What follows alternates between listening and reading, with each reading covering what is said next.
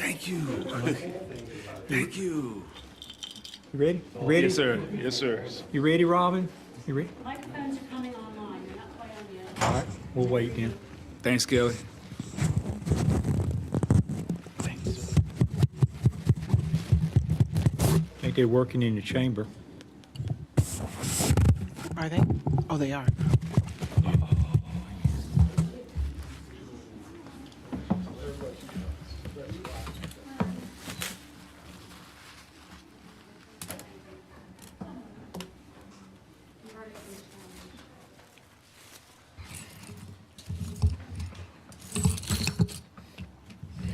I took my watch. She's still growing. At 5'4". See it right here. Okay.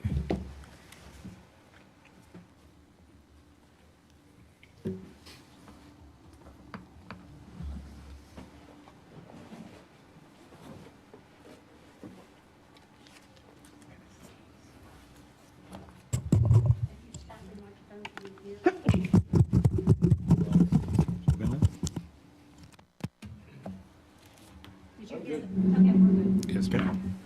Everybody ready? Okay, I'll call to order the Rolesville Board of Commissioners Workshop Session, October 18th, 2022.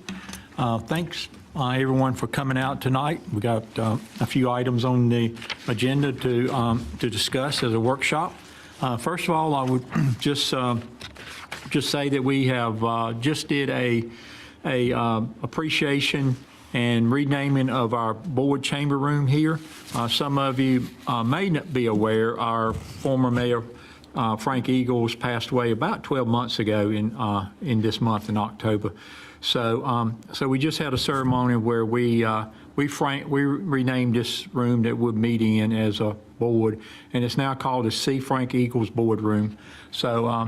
So if you want to come out, take a look at that. It's a little storyboard that goes along with that in remembrance of Frank, and we do miss him. It's been 12 months on that.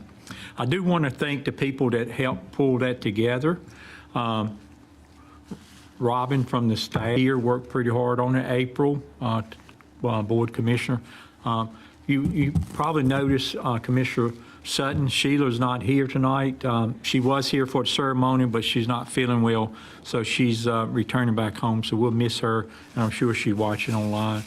And then, the last one is Terry Marcel Little, which some of you may know. She's the curator and owner of the Little Museum.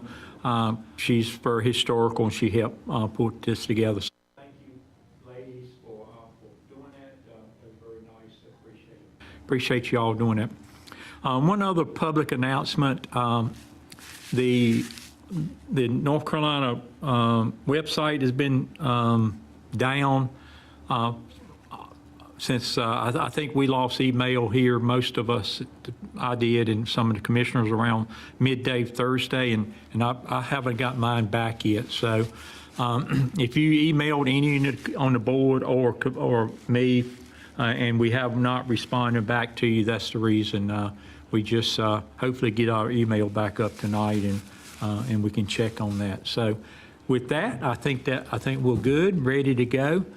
We got our first speaking guest here tonight that's going to do the traffic impact analysis. And I see you took the microphone, so I'll turn it over to you. Thank you. Great. Thank you. Good evening, Mayor and Commissioners.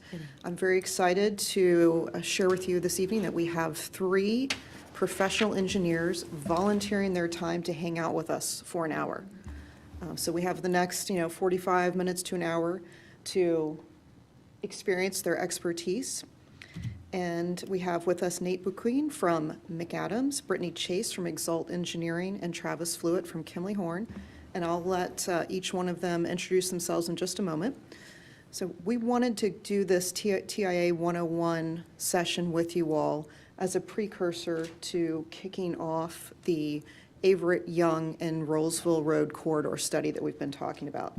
Planning staff is working on the request for qualifications right now for a consultant to work on that study, and we hope to put that out to the consultant network in the next month or so, and within a few months we'll be working on that. So This will help us get on the same page with terminology and process, and hopefully get us more excited about working on that project. So I'd love to hand it over to our 3 engineers. And just as far as format for today, like I said, they'll each will introduce themselves and talk about the 4 questions that are on the screen right now. And we've come up with 2 other pages of questions for them to answer. And then we also have some examples from a traffic impact analysis study that they will show us and talk through. I'll hand it over to whoever wants to go first and do a 2 to 3 minute introduction. Thanks, Nate. Thanks. Good evening. My name is Nate Boquin. I'm a traffic engineer with McAdams. I have a bachelor's of civil engineering degree from NC State University, as well as a licensed professional engineer and a certified professional traffic operations engineer, which is just kind of an additional certification, kind of a little bit beyond professional engineering, just kind of showing the traffic engineering specific discipline there. A little bit about me. So I'm actually from Wake County. Lived here my whole life. Originally from the Apex area, now live in Raleigh. And so for me, it was really important to have a profession that I was able to kind of give back to the community and help the state that I love and grew up in, kind of allow others to also experience how great it is. And traffic engineering is in my opinion, a really great way of doing that, in that I can help ensure that our area is taken care of as we continue to grow, so that others can come in if they choose to, and enjoy the area as well. In terms of tools that we use for our daily work, there's a couple of the manuals there in front of you that I think we're going to dive into a little bit deeper. But then there's also some software programs that we use that is pretty standard throughout the country for any sort of traffic study. One of those being a program called Synchro, which is something that takes a lot of the equations and some of the background within some of those manuals, and allows it to be able to kind of use that depending on the site that we have in front of us, or the specific road configuration, to make sure that what we're analyzing kind of matches exactly what we're seeing out in the field, or in that specific area, whether it's a new road or future road. There's a lot of specific things that we can plug in to make sure that it's tailored and very specific to what we're looking at, beyond just traffic volumes. There's a lot of additional details that we can add in that I think we'll be going over in just a little bit. And in terms of how common the engineering is, we can use those studies and the very same principles all throughout the country. I'm a professional engineer in North Carolina, South Carolina, and Texas, and no matter where I do a study, it's the exact same engineering science, if you will, behind it, the exact same equations, exact same principles. It's pretty uniform throughout the country, so that makes it very, very nice to use. Pass it over to Brittany.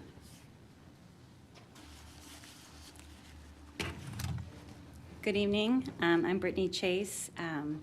I got my civil engineering degree from Vanderbilt in Nashville, Tennessee, and started working for a larger engineering firm in Memphis, and then moved to Raleigh back in 2004. I took a little time off to stay home with some babies, but other than that, I've been working on traffic impact analysis since 2003. I do live in Rolesville, proud resident of Rolesville. In terms of how did I get involved in traffic engineering, engineering has always just been kind of in my blood. My grandfather was a civil engineer as well. My dad was an electrical engineer. I like the idea of civil engineering because you can see, the projects that you work on come to fruition. Let's see, the tools that we work on, or that we use in our daily work, Nate touched on the majority of that. It's a combination of existing conditions, a lot of site visits and collecting field data. that go into the analysis software, existing traffic, that sort of thing that can, that we use to determine delay. Also, we use guidelines, industry standard guidelines that Nate touched on as well, and standards that are pretty consistent across the board, across the nation. And then how common is the science that we use? A lot of traffic engineering is evidence-based as well as human perception-based. A lot of research goes into developing these numbers that we use that goes into that software, but a big part of it is how humans perceive the traffic setting around them. You know, once they see the traffic light turn to green, that perception time of then starting, that whole, you know, the reaction time goes into our calculations as well. So it's scientific, but it's also human perception as well. I think that's it. Good evening. I'm Travis Flewitt with Kimley Horn and Associates. I've been doing this for 18 years, all here in the Triangle. I have my undergraduate degree is actually from the University of Texas at Austin. It's in liberal arts and physics. So I did not grow up with an engineering background. I kind of found traffic engineering a little later. Didn't even know it was a thing until my senior year of college. So I went back for a master's degree and then moved out here to the Raleigh area, and I've been practicing here in Raleigh ever since. I am a professional engineer here in the state of North Carolina, and I have worked on all sorts of projects, all shapes and sizes, from a 1,500 square foot Starbucks to the 9,000 acre master plan Chatham Park development down in Pittsboro.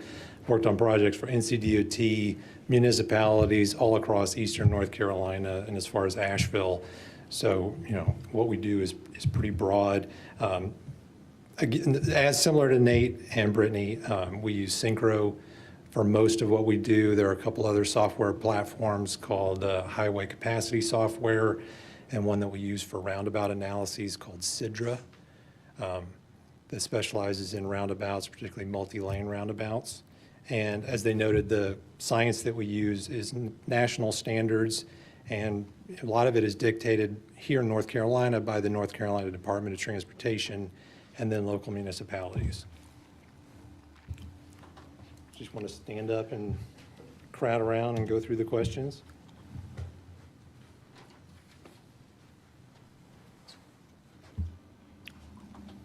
Anyone want to dive in? Yeah. Can I ask a software question?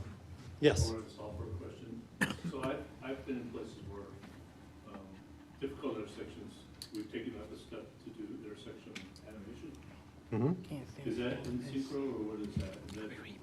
It's the compatible, there's two parts to Synchro. One is Synchro, which is more equation-based, but then there's a simulation package called SimTraffic that is part of it, and it is a true simulation. It is random. Every time you run it, you will get a different answer. So we run it multiple times and then average out the results. But it does some slightly different things and looks at the analysis a slightly different way. We use it a lot for looking at queuing, particularly. A lot of the equations, we'll get into this, but a lot of the equations we use are based on the Highway Capacity Manual published by the Transportation Research Board. This is like one volume out of 5. The whole thing is like this tall. But all equations for all different sorts of analyses, from a 2-lane undivided roadway to a multi-lane freeway.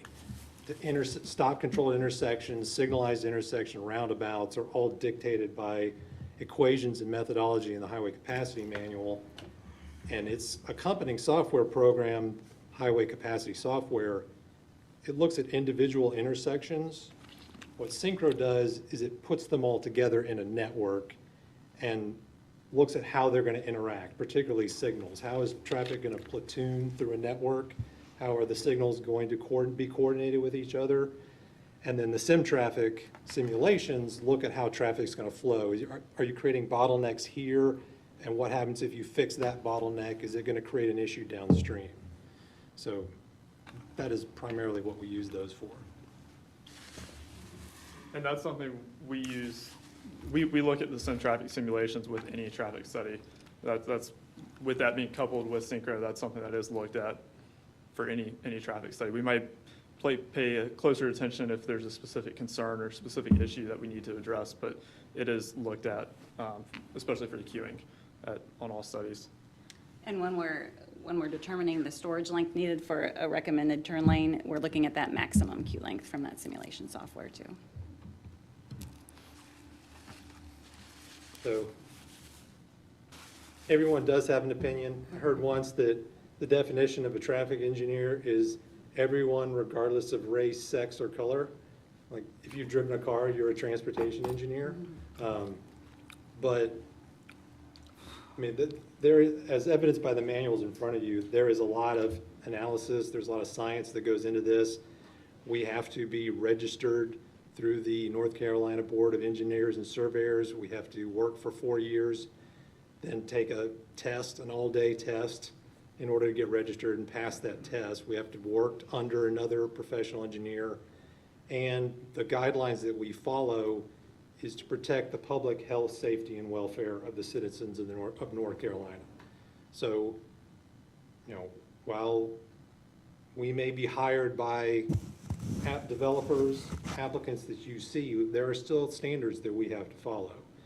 And why you should trust us is, one, because we have to follow those standards, but 99% of the time, our studies are not done in a vacuum and we just come and tell you what the results are.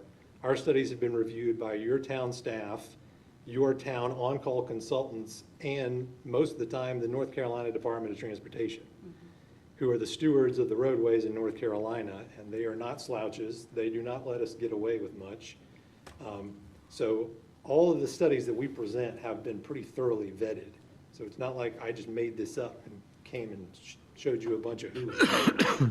And initially, there's quite a detailed scoping process that goes into the traffic studies. On the forefront, we meet with city staff and NCDOT to determine the study intersections that we need to look at and all the parameters that go into the analysis.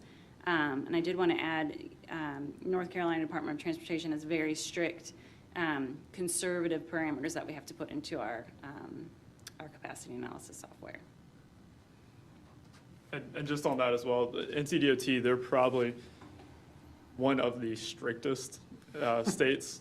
We have a really great DOT here, and they do a great job of taking care of the roads that they have. And so they hold us to a very high standard that is very unique for a state, I would say. Yep. And it creates a consistency Yep. across the board too. One thing I'll say about trust is, you know, here in Rolesville, y'all have a system where, at least for all new TIAs, you have 2 on-call consultants who prepare the TIAs. One of the issues that I've seen is those 2 consultants do not come to public meetings and present the results of the TIA and are not there to answer your questions. And that's generally left up to the applicant who did not prepare the TIA, so often I don't think they can answer those questions very well, probably not to your satisfaction. So that might be something you want to look at revising in your methodology, is having the consultant, you know, whether the applicant pays for the consultant to come, or, you know, they pay the town pays the consultant. Still, the consultant is working for y'all. But I think having them there to answer your questions would probably help in that process, and so that, I mean, y'all can trust them, they are working for you. And I guess for the next question there, use traffic engineers, TIAs, traffic keeps getting worse. So the goal of a traffic impact analysis is to look at a specific development and determine what their impacts are. There are other tools in the toolbox that a traffic engineer has for different types of studies that we can look at. But the TIA doesn't necessarily solve all issues. If, for instance, you had no development and someone up the road upstream from you was developing, they would still be adding traffic here. And so that's when corridor studies, small area plans, things of that nature come into play to make sure that they're taking a big picture look at it so that when a TIA does come in and say that, well, we don't have an impact, you at least have something there also to look at to say, well, you might not have a significant impact, but maybe you can contribute a small fee in lieu for a future improvement or what have you. Yeah, for a TIA, we look at kind of the surrounding intersections. It's not a systemic look, at the whole town. And the LDO for Rolesville is written very well. It says that 10%, if you contribute 10% to the intersection of traffic volume, then you should look at that intersection, and that's a pretty good standard to have. But, if you get down to 401, there's a ton of traffic already there. So if you add a lot of traffic, you might not be hitting that 10% threshold. So I think that's where development impact fees and that sort of thing kind of come in handy to be able to address kind of the larger spectrum of things. Yeah, I mean, even if y'all approve no more development, your traffic's still gonna increase because you're gonna have development from Youngsville, Wake Forest, other municipalities through the county coming through Rolesville, either to Rolesville or through Rolesville, on the 401 bypass, on 98. So, it just happens. Yeah. Question for you, sir. Yes. So with all of the developments that's happening, how often is Synchro updated? Software itself, every 3 to 5 years, probably. Are you talking about the model in general? Yes. So that's a kind of redone with every traffic impact analysis. So something that was done last year is not going to have the same input volumes as something that's done this year. Okay. Should we jump to the last question on here Yeah, and just talk through how a TIA is done? Yeah. I think it was the last Yeah. one. Oh, okay. Where is that? What are you looking for? This is one, right? Walk Yeah. us through the basic. Yeah. Oh, I thought you meant the last one. in the whole No, list. this one, just Got it. walking through a basic Got it. TIA. So, as Brittany mentioned, the way the process works is that when a developer comes with a project, we will scope the study with the local municipality, with the NCDOT, at least if it's on an NCDOT roadway, to determine what are the study intersections, and then all the other assumptions that go into it that we can walk through. And then we will go to the figure. Oh, this may help. I don't know. We do existing traffic counts. So we will count all the traffic at all the study intersections that have been identified. Typically, we will count one day, the AM and PM peak hours for most developments, and that generally is the 7 to 9 AM, 4 to 6 PM window. And then we take the highest hour within each of those 2-hour windows, and those are our peak hour volumes. We do the traffic counts in 15-minute intervals most of the time, and really all of the analysis software that we use is actually looking at that peak 15 minutes. It's not actually looking at the whole hour, it's looking at peak 15 minutes and calculating delays based on that. But we start with those existing volumes, and then we apply ambient background growth. So just how much traffic is growing in the area historically. We typically develop those rates based on the historic growth. Past performance is the best indicator of future performance. So like on 401, if traffic's been growing at 3% a year for the past 10, 15, however many years, we would apply that 3% to those existing volumes and grow those by whatever percentage per year. So like on this figure, if you see my cursor, so this is this is from a study that we did for the Young Street PUD, or PDD, I don't remember what it is, down on Young Street at South 401 bypass. So I'll just take this right turn volume from Young Street northbound onto the 401 bypass. We counted 334 vehicles in, I think this is the AM peak hour. And then we grew that by whatever percentage for however many years, and that is that 42 number in parentheses. And then we add any approved developments that we know of in the immediate vicinity of the project within the study area that have done traffic studies. We take their traffic and we take the existing volume, add the background growth, then add the approved development traffic on top, and that's how you arrive at this 469. So 334 plus 42 plus 93 is 469. So we call that the background volume. That's what's going to happen whether this development happens or not. Like, that traffic is going to be there in whatever year we are studying. And so that's kind of what the baseline for what we're looking at. You want to Yeah, and find then. out this coming up? Okay. And then, so that's, like Travis said, that's your baseline, and then you do another scenario where you add your development traffic on top of that. So that's an apples-to-apples comparison of without the development in the future year, and then with the development in place in the future year. And that's how you measure your impact. And that's what you need to mitigate, is the impact from just the site trips. You want to talk through trip generation? You want back to the list of questions? So like Brittany said, when you're adding in the traffic from that development, there's a manual that we use called the Trip Generation Manual. It's something that's published by the Institute of Transportation Engineers, which is a countrywide organization that kind of pulls data for similar various types of developments. And it is very detailed of the type of development, whether it's single-family residential, detached, or if it is a car wash. It's very specific, even the type of car wash. I think there's 3 or 4 different types of car washes that it has in there.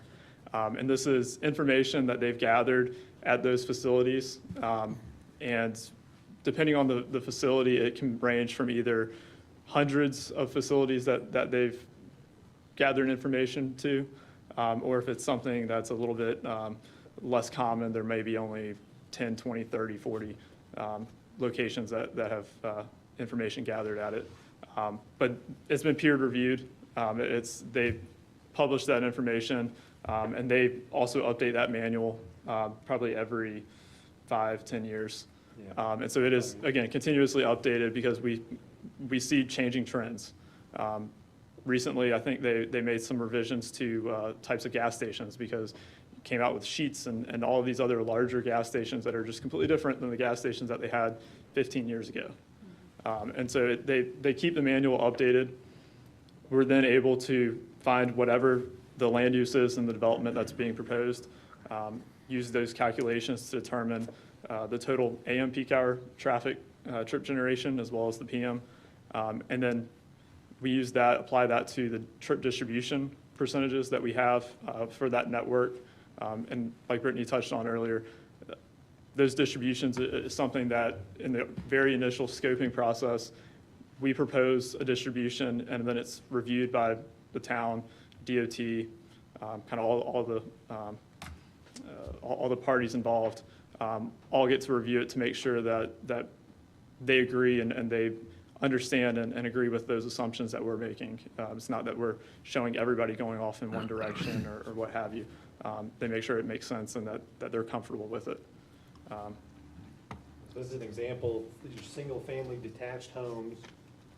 On a daily basis, they've counted 174 sites across the country and developed an average rate, which is about 10 vehicles per day for a single-family home. That's 5 in, 5 out. And they also have an equation. So, if you're developing 1,000 homes, you would go to the manual and 1,000 homes, and that's how many you would expect this development to generate on a typical weekday, like Tuesday, Wednesday, Thursday on a daily basis. And, some days it's gonna be higher, some days it's gonna be lower. Each development's gonna be different, but this is the average, and this is how we develop those trip generation estimates for the future traffic for each development. And some of the land uses even have an urban and suburban option, Yep. which helps you, Whole find- different book for yeah. that. And I was gonna just add, DOT has also gone through and determined if there's maybe not a lot of, study sites that they use to, determine the rates for the trip generation for that particular land use, they'll have you collect local data. So you go out and collect, I think it's like three or four sites and develop your own trip generation rate that's more appropriate for this location. So getting back to your question, they update the analysis software about every 5 years, but when we do a traffic study, it's all fresh data. Like the traffic counts generally have to be done within a year in order to be valid. If they're more than a year old, DOT, most municipalities make us redo them to get fresh data, particularly now, because, you know, traffic patterns, COVID has thrown everything that, like we do, out of whack. Traffic patterns have changed significantly in the past 2 years, and I think we're starting to finally normalize again, but we're, Yeah, I think you know, so.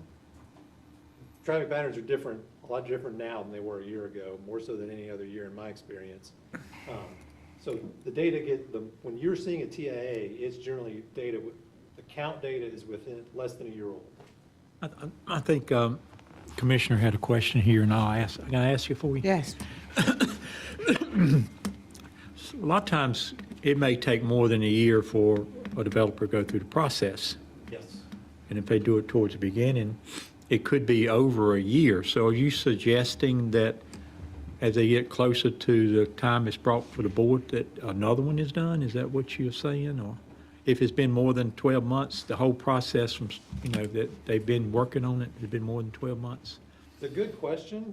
I mean, hopefully, ideally, it would not take 12 months to go through the process, so we would not have to do multiple TIAs within one development just to get approval from start to finish.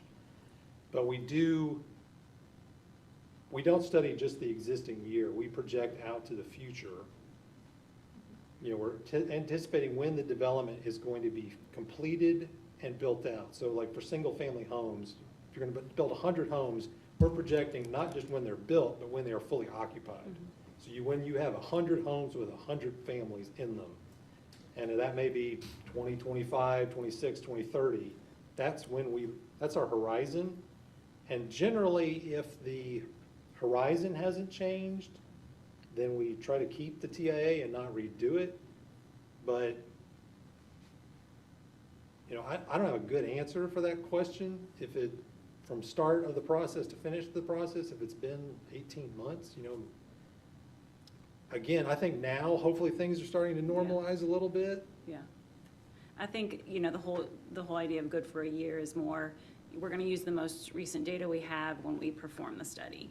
And it's submitted and it's approved at that point. And then like Travis said, you know, we look far into the future of when that project's going to be built out. So we kind of cover that, you know, the future growth.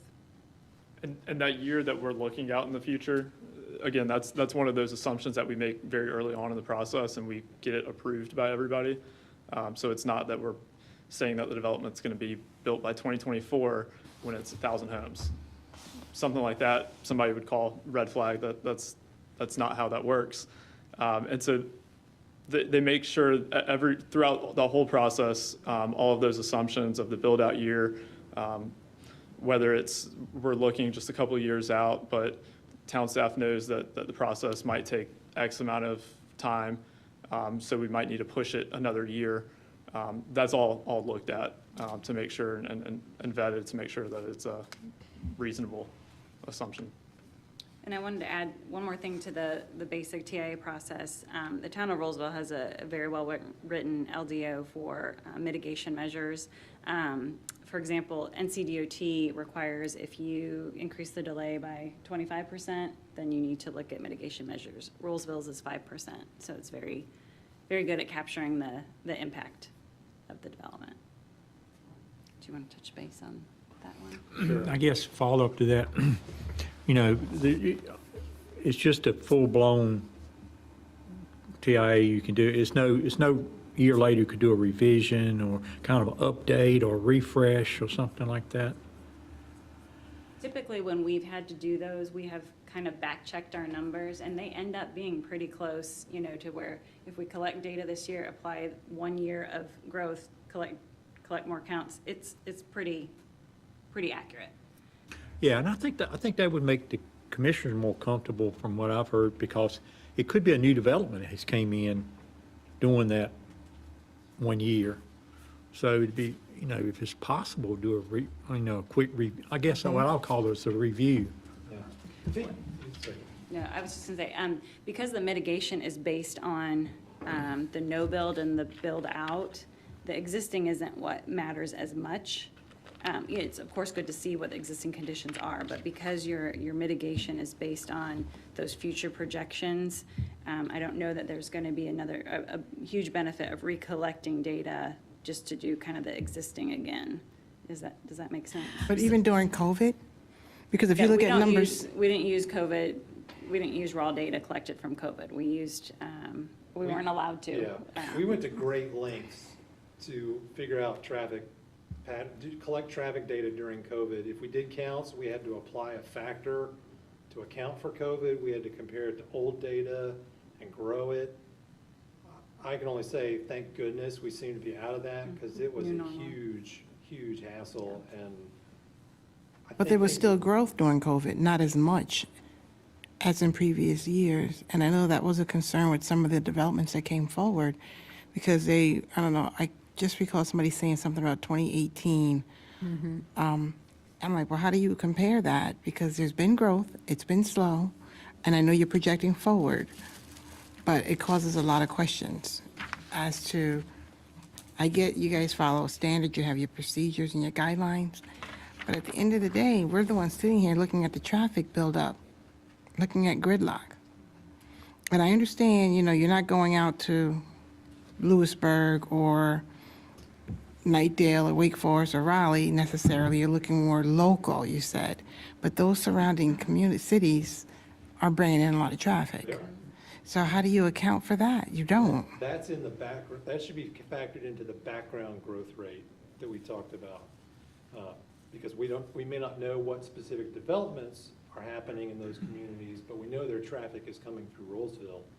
And so that should, the DOT is very well aware of what's happening in those other municipalities.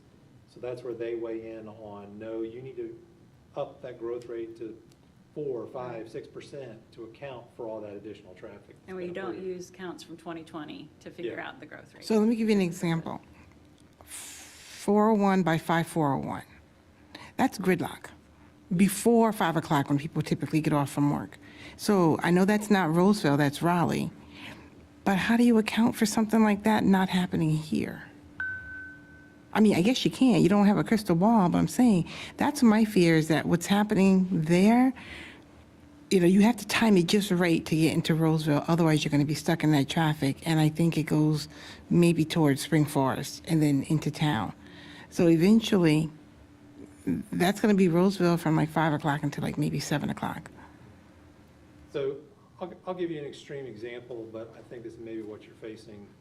And from the developer side and from the town side, let's say you've got a road with 3 properties on it. They're all the same size, and you can do the same development on each one. Property 1 develops, and all the traffic goes through one intersection. They've got to build some turn lanes, because there are no turn lanes today. So let's say they've got to spend $500,000 to put in turn lanes. Property 2 develops, and, well, things are fine because developer 1 put in turn lanes, so they don't have to do anything. Developer 3 comes in, now the road's over capacity, we gotta widen the road and we gotta put in a signal, and they gotta spend $1 million to do all that. And so developer 1 got off with something, developer 2 got off with nothing, and then developer 3 is getting their teeth kicked in because developer 2 didn't do anything.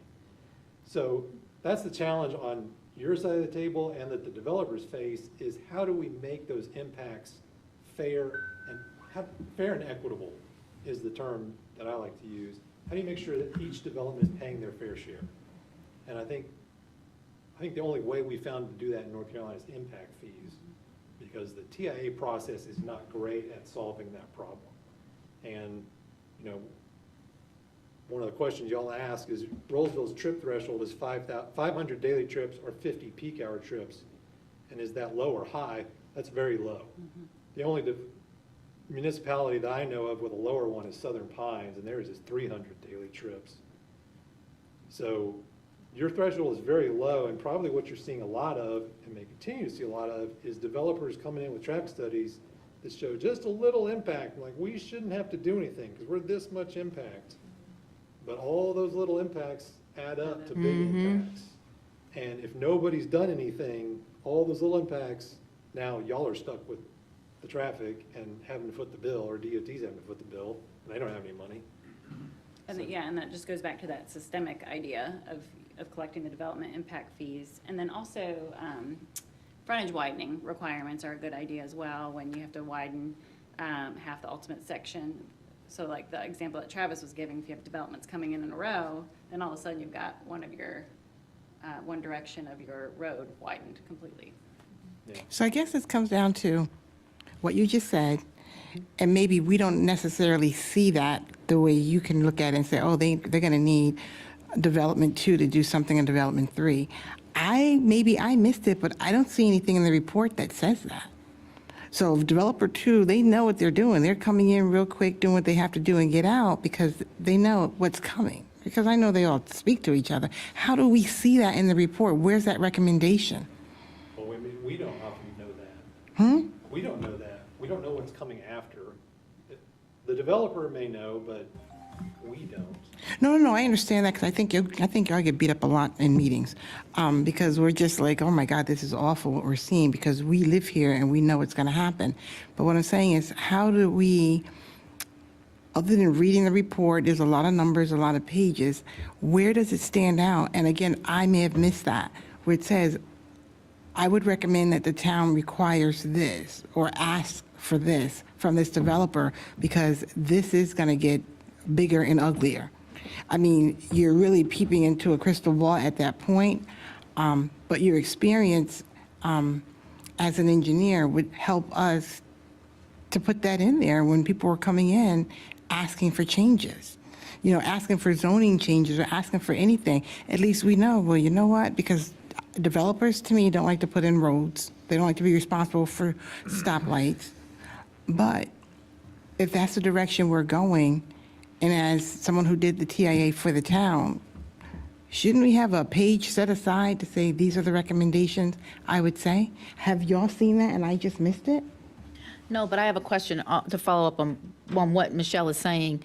So is that something that would be in this corridor study that you mentioned? Would that be laid out in there? And is that something that we should compare, take a look at each and every TIA and look at the corridor study and say, well, this is what's going to happen?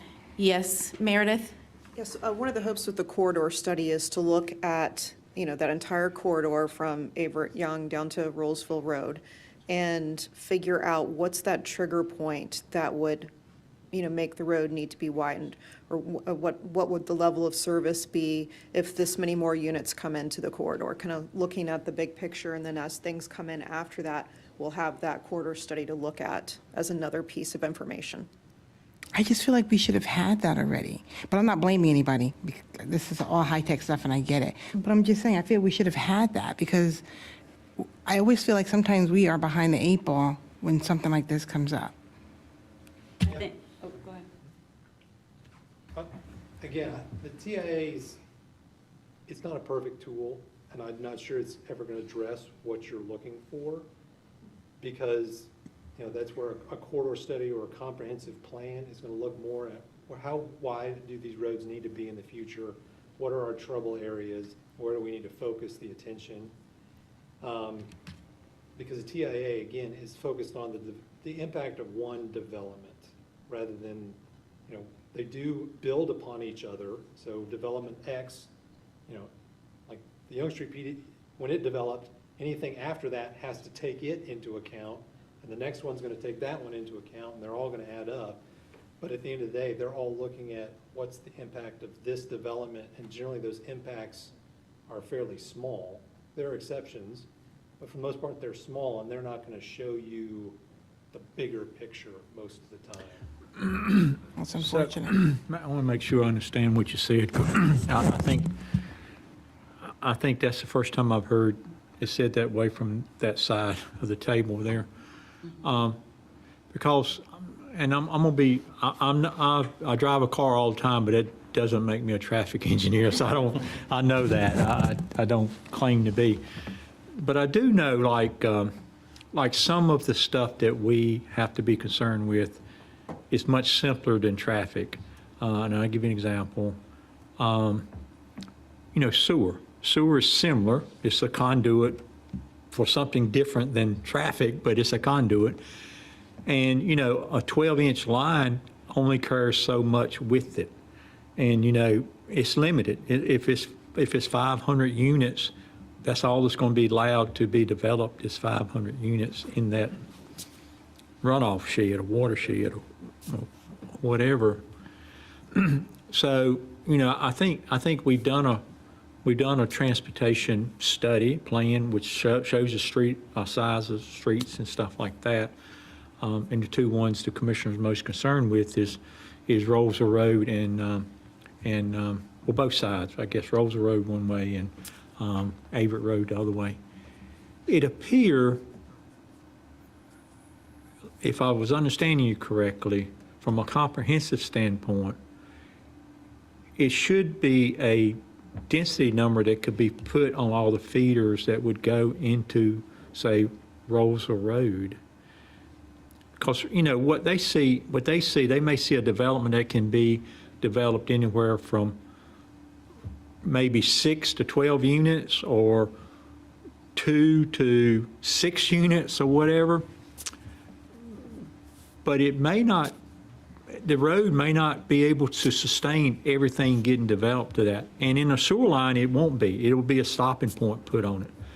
So it's two ways they could do it. They could either stop it once they reach the max of that plan for the road, or they could plan not to succeed no more than an average of what the max is, if you follow what I'm saying. So I think that's what we was trying to strive several years ago, to take our area from a comprehensive standpoint and say this area will support 2.5 units per acre because it's going to feed into this road. Is that even possible? Because I don't think we've got there yet. I mean, a lot of this gets into legal issues about what you can require in terms of like fees in lieu and impact fees. The other challenge you'll face with traffic is, well, like water in a pipe, and traffic is flowing, but the calculations, you know, if you build a certain number of homes, you're gonna have a certain amount of water flow and sewer. Traffic is not necessarily like that. Like you look at this book, a lot of the curves are logarithmic, and traffic will start to flatten out as you develop more, because you'll put, a good way to look at it is, like if you're building all single-family homes, and people are just gonna start to interact with each other, they're gonna travel at different times, you know, you're gonna have redundancy in service, like mail, garbage trucks. You're gonna have one truck that comes in and handles everything for one larger development, versus if you have 50 like single-family homes along a road, the truck has to stop at each one. But you're also gonna have services, like if you put a grocery store next to a bunch of residential, like they're gonna interact. So it's not like you can just take the traffic from both of those and say that's how much is gonna be on the road, because they're gonna overlap with each other. I don't know if that's making sense. So it's not quite the same, but to your point, yeah, I mean, if you just, like Rolesville Road is a good example. If you approve 10,000 residential units, you're probably gonna get about 10,000 trips a day on that road. If it's a one-lane road and you approve 20,000 units on it, that road's gonna be over capacity. It can't handle 20,000 vehicles a day. So, you know, I don't have a good answer on how to solve that problem, but. I think other municipalities have kind of identified hotspots and specific improvements that they want, whether it be a traffic signal or additional lanes. And any development that kind of comes in that vicinity, they determine based on the percent that they're adding to that intersection volume-wise, the amount of impact fee that they are due. That would go towards that specific improvement. Yeah, I think if you identify it, I know other municipalities are doing this, Morrisville does it, Holly Springs is doing it. If you identify a certain improvement on a plan, I think you can have those developers pay into a pot for that improvement. And then once you have enough money, you may not ever get to 100%, but you get a good bit, then y'all can go do that improvement and not have to wait for DOT or somebody else to do it. And I would say too, kind of like what Travis hit on, depending on how the government is set up, different municipalities have different laws about whether or not they can hold money or not. DOT cannot hold money unless it's already a funded project. so they can't step in and do that. So it kind of leans on the local municipality taking that charge and coming up with a fee in lieu and holding those funds. I know we're probably running out of time, so there were a couple other questions. I mean, Anything else exciting that we? level of service, I think, is, you know, a topic that comes up a lot. We define level of service, we've given it a letter grade, just like in school, A through F.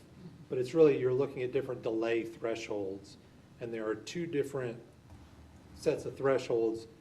One we use for signalized intersections, and one we use for unsignalized intersections. The signalized thresholds are generally higher because most people, you're willing to wait longer at a signal than you are at an unsignalized intersection. Because if you're at a stop sign behind somebody and they're taking forever, you're gonna start to get irritated.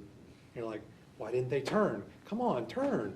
You know, you're gonna do that faster than if you're at a signal, you know it's gonna turn green at some point. So you're just going to Sometimes. wait. I don't know, Rolesville Elementary When they're- School, when they're Hardee's. working correctly, you Oh, should okay. get your green at some point.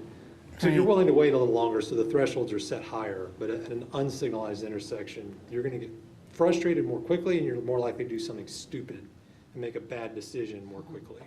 So what do the numbers exactly mean? Like, what is negative 35, I mean, greater than 35 to 55? If the cars are within that range? That's the average delay per vehicle. And that's in seconds? Okay. Seconds. So like at a signalized intersection, level of service A is less than 10 seconds of delay per vehicle. Some will experience more, some will experience less, but on average, it's less than 10 seconds. And then B is 10 to 20 seconds, C is 20 to 35, D is 35 to 55, and so on. And to just give you kind of a perspective on that, if you pull up to a signal and it just turned red, the average time that it's gonna take to get back around to green for you, like just the time it takes for the signal to cycle through all the different phases is 120 seconds, 100 seconds anyway. So sometimes you're gonna have to wait much longer than the 80, just because you got there at that time. And sometimes you'll hit it on green and your delay is 0. I mean, you just fly through. Other times you just miss it and you're gonna have to wait 2 minutes. So just depending on where you are, certain signals have different cycle lengths. You know, the more congested areas have longer cycle lengths. Shorter, less congested areas have shorter cycle lengths typically. It seems like you run into problems with that as well, because people know I got to beat this late, otherwise I'm going to be sitting here forever, which causes more issues. And again, is that something that, this is part of the study that's inside the report? It is. And is that to make up for the fact that, now you're getting all this extra traffic, all this, I won't say traffic, but more cars? Yeah, so here's an example. This is again from the Young Street PUD study, an example level of service table. In every TA, there'll be a table that looks somewhat like this. Some of them are different formats, but generally, you're going to have, like this is Rolesville Road at Mitchell Mill Road. It's signalized. So the level of service at a signalized intersection is for the total intersection, and the average delay, so the existing was 16.2 seconds delay per vehicle, is an average of every vehicle that goes through that signal. Whereas if you compare that to Young Street at their driveway, we only report the delay for the movements with a stop control, typically. So the side street that has a stop sign. So that delay of F 52.3 is only for that approach to the intersection, whereas all the traffic on Young Street that doesn't stop has no delay. So you'll see slightly different for signals versus unsignalized, but you'll go through and have existing, and then you see the background should get a little worse.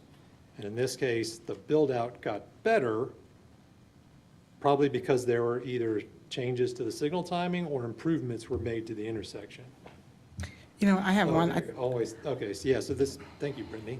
If I could read. This one was an always stop, which also averages the total intersection, but then when you put in a signal, it gets better because you can adjust the time that's given to the different approaches versus an always stop. Everyone stops. I think this is my last question. I would just like, I'm going to say this to Kelly and Meredith, that when we get the reports are huge. Yes. And I think we're not experts in that. So for us to get that much information and to be able to understand that everything that we're reading from the first page to the last page, I know we all do our best, but we miss a lot of what you're saying. I would like to see these reports come back to us a little more, not condensed, but at least summarize to us what we're really seeing here. Like what are the thoughts on the lighting? What's that? Most of the reports you receive should have an executive summary right at the beginning, which is like the Cliff Notes version. Right. And it should have the trip generation for the site, And it does. and it should have a level of service table, just like this, something like this. And then it should have a list of recommended improvements and a figure that looks something like this. And I've seen that. But to me, I still feel like it's not really, because a lot of those points on there, I can't really say, me personally, that we hit on all those points in a meeting. Like, which one takes precedence? Are they in a particular order?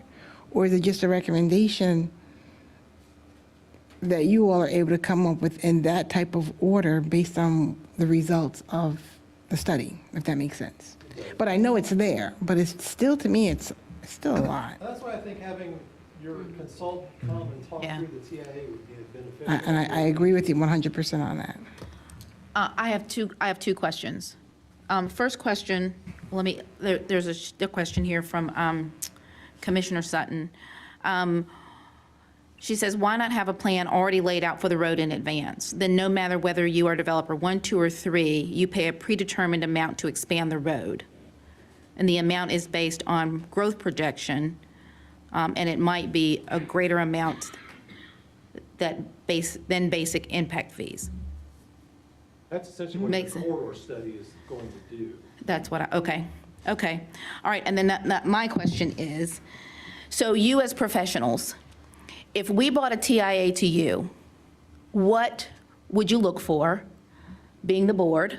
What red flags would you be like, hold on, let me look at this a little bit further? I know that our engineers are taking a look at that, but us sitting up here, what advice could you give us when we look at those TIAs? And we know you said that the first couple of pages, and we've all seen that. But how do you get to that? And I'm not trying to be lazy. Let me just say that for me personally. I'm not, but I'm just trying to take it all in. Then, Unless you're having trouble sleeping, I would not read it. And that does lead to a question. My experience until I got here, the board never got the TIA study. They relied upon the consultant and the executive summary. You're getting a lot of information from my perspective, and I do think it's a lot to sort through. But is that a normal? Do most boards get the complete report in the packets that you're aware of? Some do, some don't. It depends on the municipality. Yeah.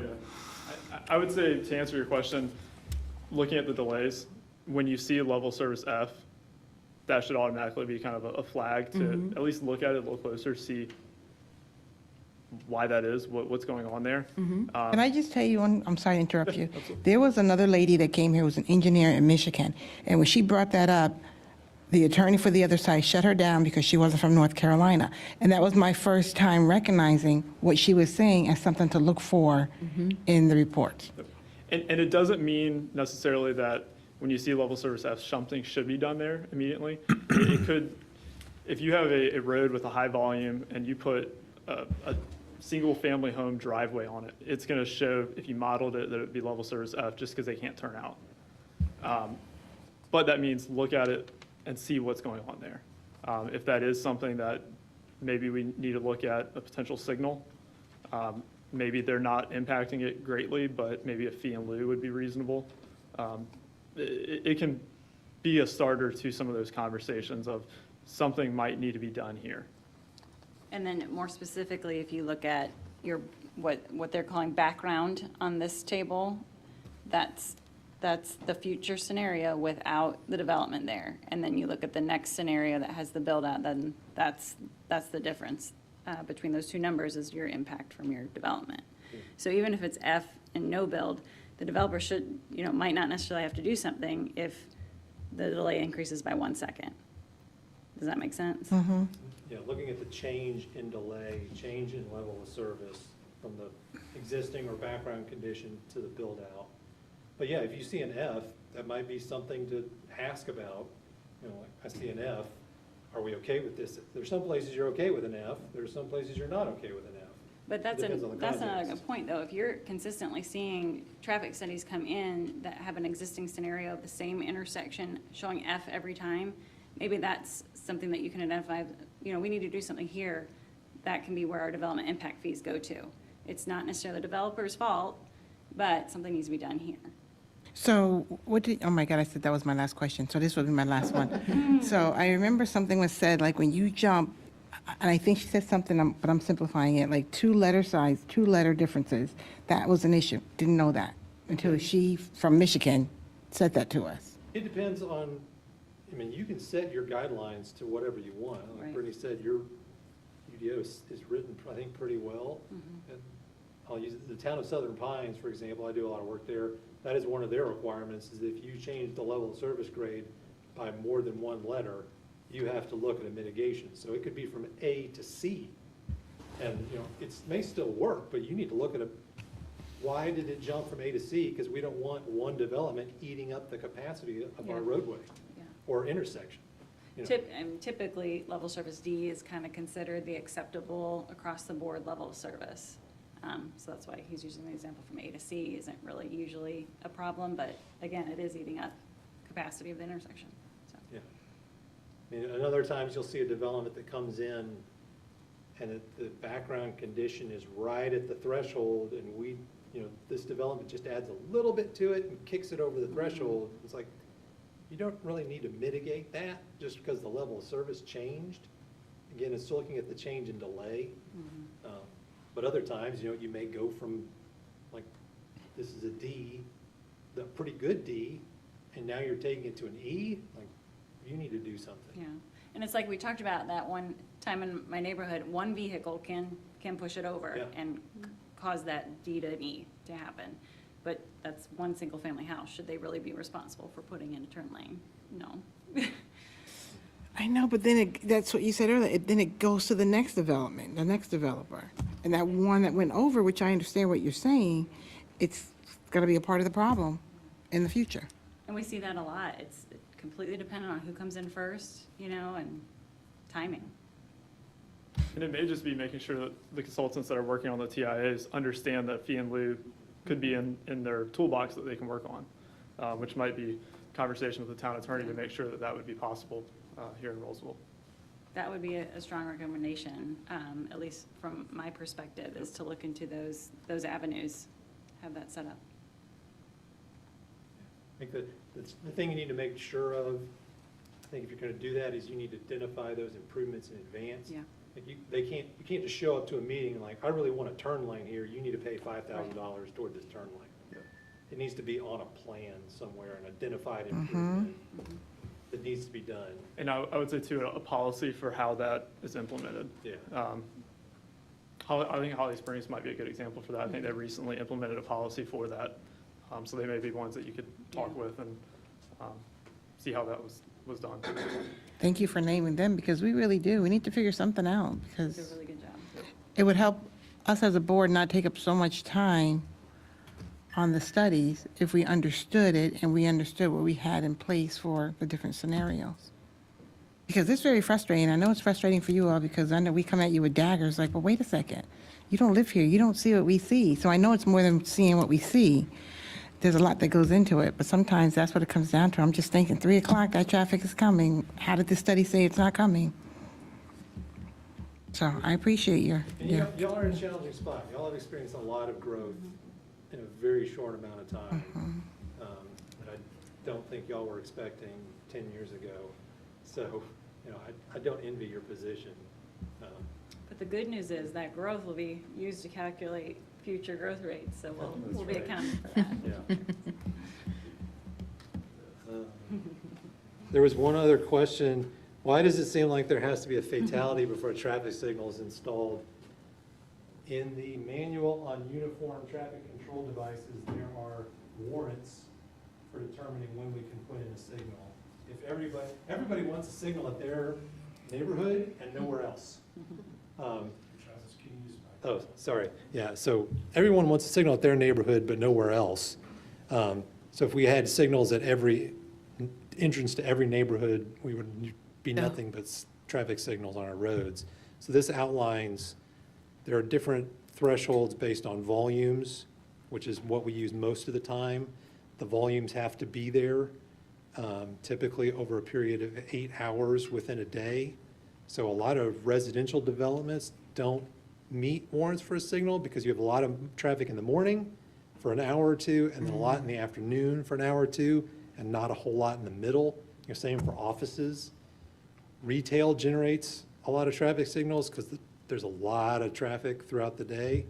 Yeah. But NCDOT in particular wants generally those 8-hour thresholds met. There are thresholds for, we look at fatalities. If there are 5 correctable crashes within a 12-month period, that can require a signal. But it's not just as simple as, What's the 5 again? Describe what you meant by that. there are 5 correctable crashes. Correctable. Yeah, correctable by a traffic signal. So, like, Or turn in front of somebody. yeah, like if at an unsignalized intersection, if there were a lot of T-bone crashes with people turning off the side streets, that But it takes 5 in 12 months. within a 12-month period is the threshold. One thing I have heard, you mentioned state of North Carolina, and that state of North Carolina, and I've seen it in different places where, like we have an issue with our high school. In fact, we had a crash yesterday, and I think the young lady is still in the hospital tonight, I believe.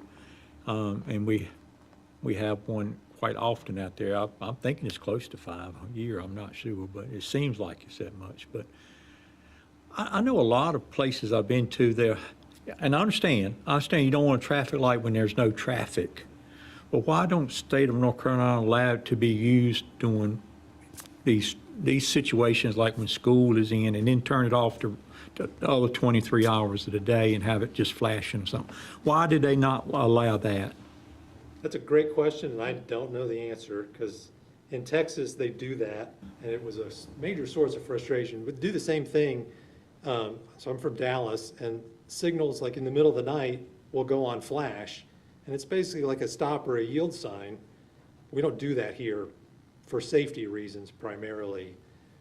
So NCDOT does not like to put in signals for schools just so they can be used for like 2 hours a day. A lot of what you'll see more and more is they'll have a police officer out there directing traffic, stopping people to let people turn out of the school safely. So you think that's a staff decision or a legislative decision? Do you know? I have no idea. All right. Probably a state traffic engineer, I would imagine, so it'd be statewide decision. Yeah. You think it's a, The state traffic engineer is who I would imagine. so you think it's a staff decision by the state to put that in place? We have a and new state traffic engineer now, Brian Mayhew, so Let's write his you name can give down. him a call and tell him you want signals at schools. Is that BRI or BRY? I mean, that's the biggest thing. I sit in that traffic every day. And the biggest thing coming out of there is everybody wants to make a left turn, which is impossible. They should just take the left turn out of there. But besides that, if you have somebody sitting in that left turn lane, and you have cars coming into the school, there's not enough vision, like a visual out there to see anything. I mean, it's a shot in the dark half the time trying to even make a right turn. So it's really, and the issue's not going to get any better out there because we're eventually going to have a light at Quarry Road, which is going to make it so much worse. There should be a light there already, but because I got to come out there too. I got to drop one kid off on one side of school, one kid off on the other side of school. So I see all these intersections every day, and you have school buses in and out of there. So it's just a mess over. But that's just something like, how do you go about? I guess what would we do about a change of like saying, no left turns out of there? Like, is that a traffic study that needs to be done, or is that just, on a lower level that they just decided to do that? Like, how do you go about that? It's a challenge for public schools. NCDOT has a group called the Municipal and School Transportation Assistance Group, MSTA for short. Okay. And all they do is traffic studies for schools and look at school circulation patterns. But it's difficult at existing schools to make changes It's also difficult at public schools to enforce a lot of that because the parents kind of do whatever they want. But that's a situation where a police officer directing traffic, might be more beneficial because if the cop's standing there telling you to go that way, you're not going to go that way. Sometimes. And that group at DOT, I believe they do have a special funding source that if there are changes that need to be made, they can step in and help fund that. What was the acronym again? It was MSTA. What did the M stand for? Municipal. Oh, it did. Okay, wasn't sure. And they have a pot of money. I think that pot of money is stretched pretty thin across the state, but going ahead and getting it on their radar, having them come out and look at it, they may be able to provide some other recommendation or even funding for some improvement there. Okay, That might help. thank you. Wow, because I think of Rolesville High School and Heritage Middle School. Ridiculous. Was that your last question? I think so. I mean, I can do this all night. Yeah, you've been here all night before, I think, so you can. I think the biggest takeaway I have is that, like you say, we need to have our consultants Yeah. here. Even if it's before the meeting starts, so we can go over whatever we need to, because it takes up a lot of time. And our corridor study, Definitely. yeah. Yeah, I mean, we've been doing this a long time. We don't expect y'all to be experts in it, so I think having that resource would be very important to be able to ask those questions. So y'all can get a level of comfort. I mean, Appreciate it. your consultants are there to serve you, so, use them. Yes, sir. That's great advice. Great. Well, I thank you for all the information. Sorry I couldn't recruit you, but thank you for the information that y'all shared. Thank you, great job, appreciate that. Thank y'all. Go. Thanks a lot. Okay, next item, we got a draft Parks and Recreation Programs cost reduction policies from J.G. Ferguson, I believe. Have a good night. Have a good night. Thank you. How long do you expect this to go? Depend on the questions or what? 5 minutes? Maybe 15, 20 minutes. Maybe there's 14 slides, I believe. Okay, let's, if you think you're going to go past 7:30, we'll just do a quick break before we get started.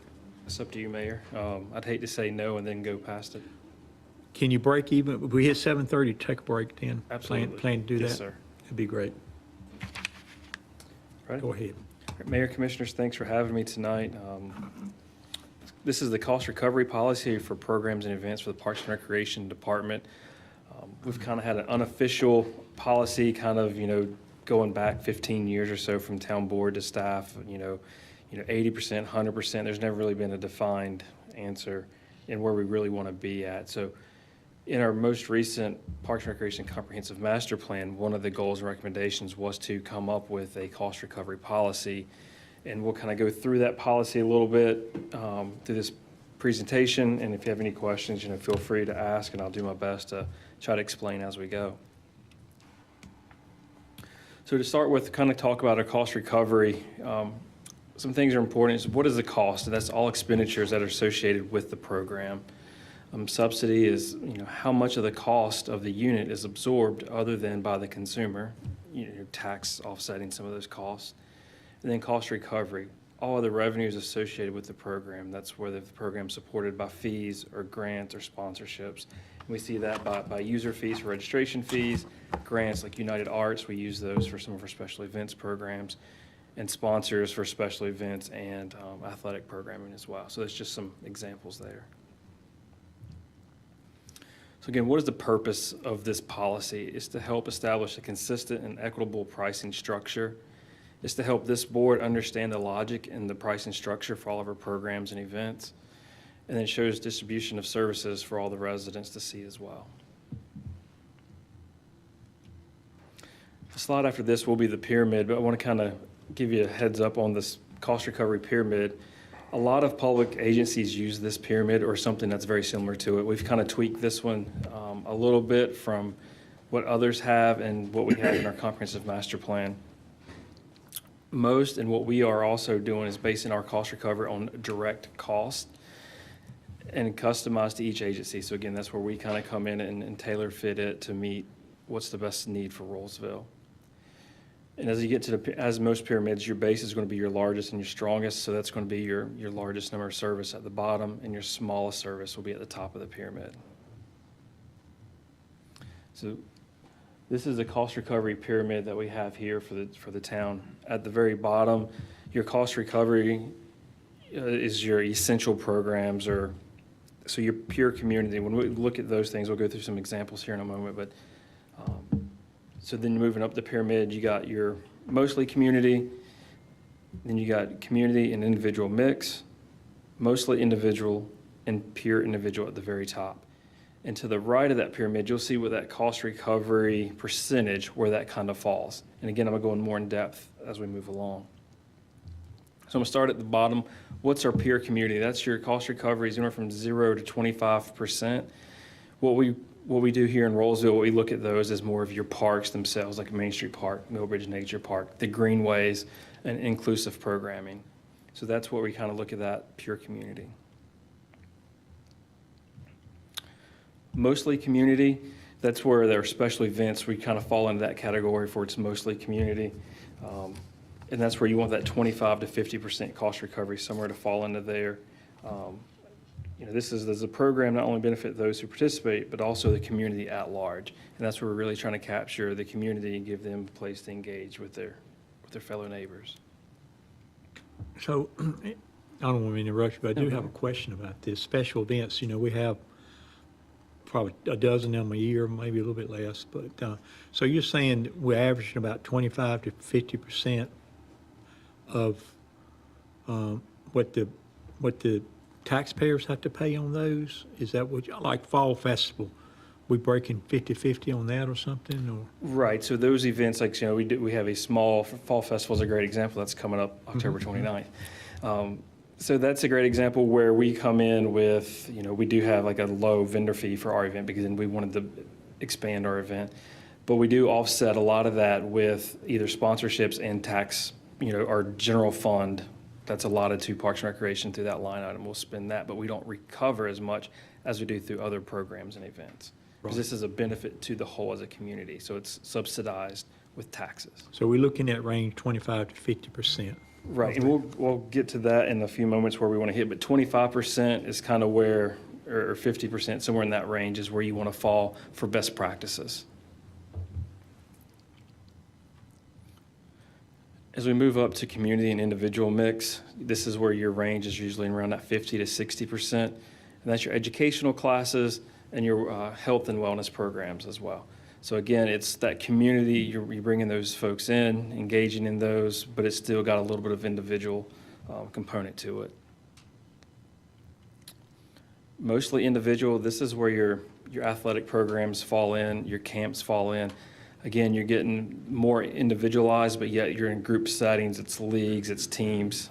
Summer camp is a great example. We have 24 is our max right now for summer camp. So those are large groups. So it's individually benefiting households, but it's also a community benefit as well. And then the highest level is usually where your cultural arts, fall into, and that's your 75% and higher cost recovery. In cultural arts, that may be your performing arts or your drawing classes. That's where that typically falls. So to give you an idea, where are we currently with our cost recovery? So I just pulled some numbers from staff. From our spring athletics, our baseball and softball, we're at 120%.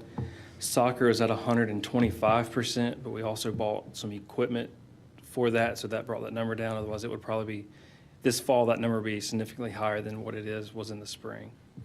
Our art program, that was just one of our several programs. We also had a lot of dance classes, but I just wanted to use one. We were at 112% on that cost recovery. These are direct costs.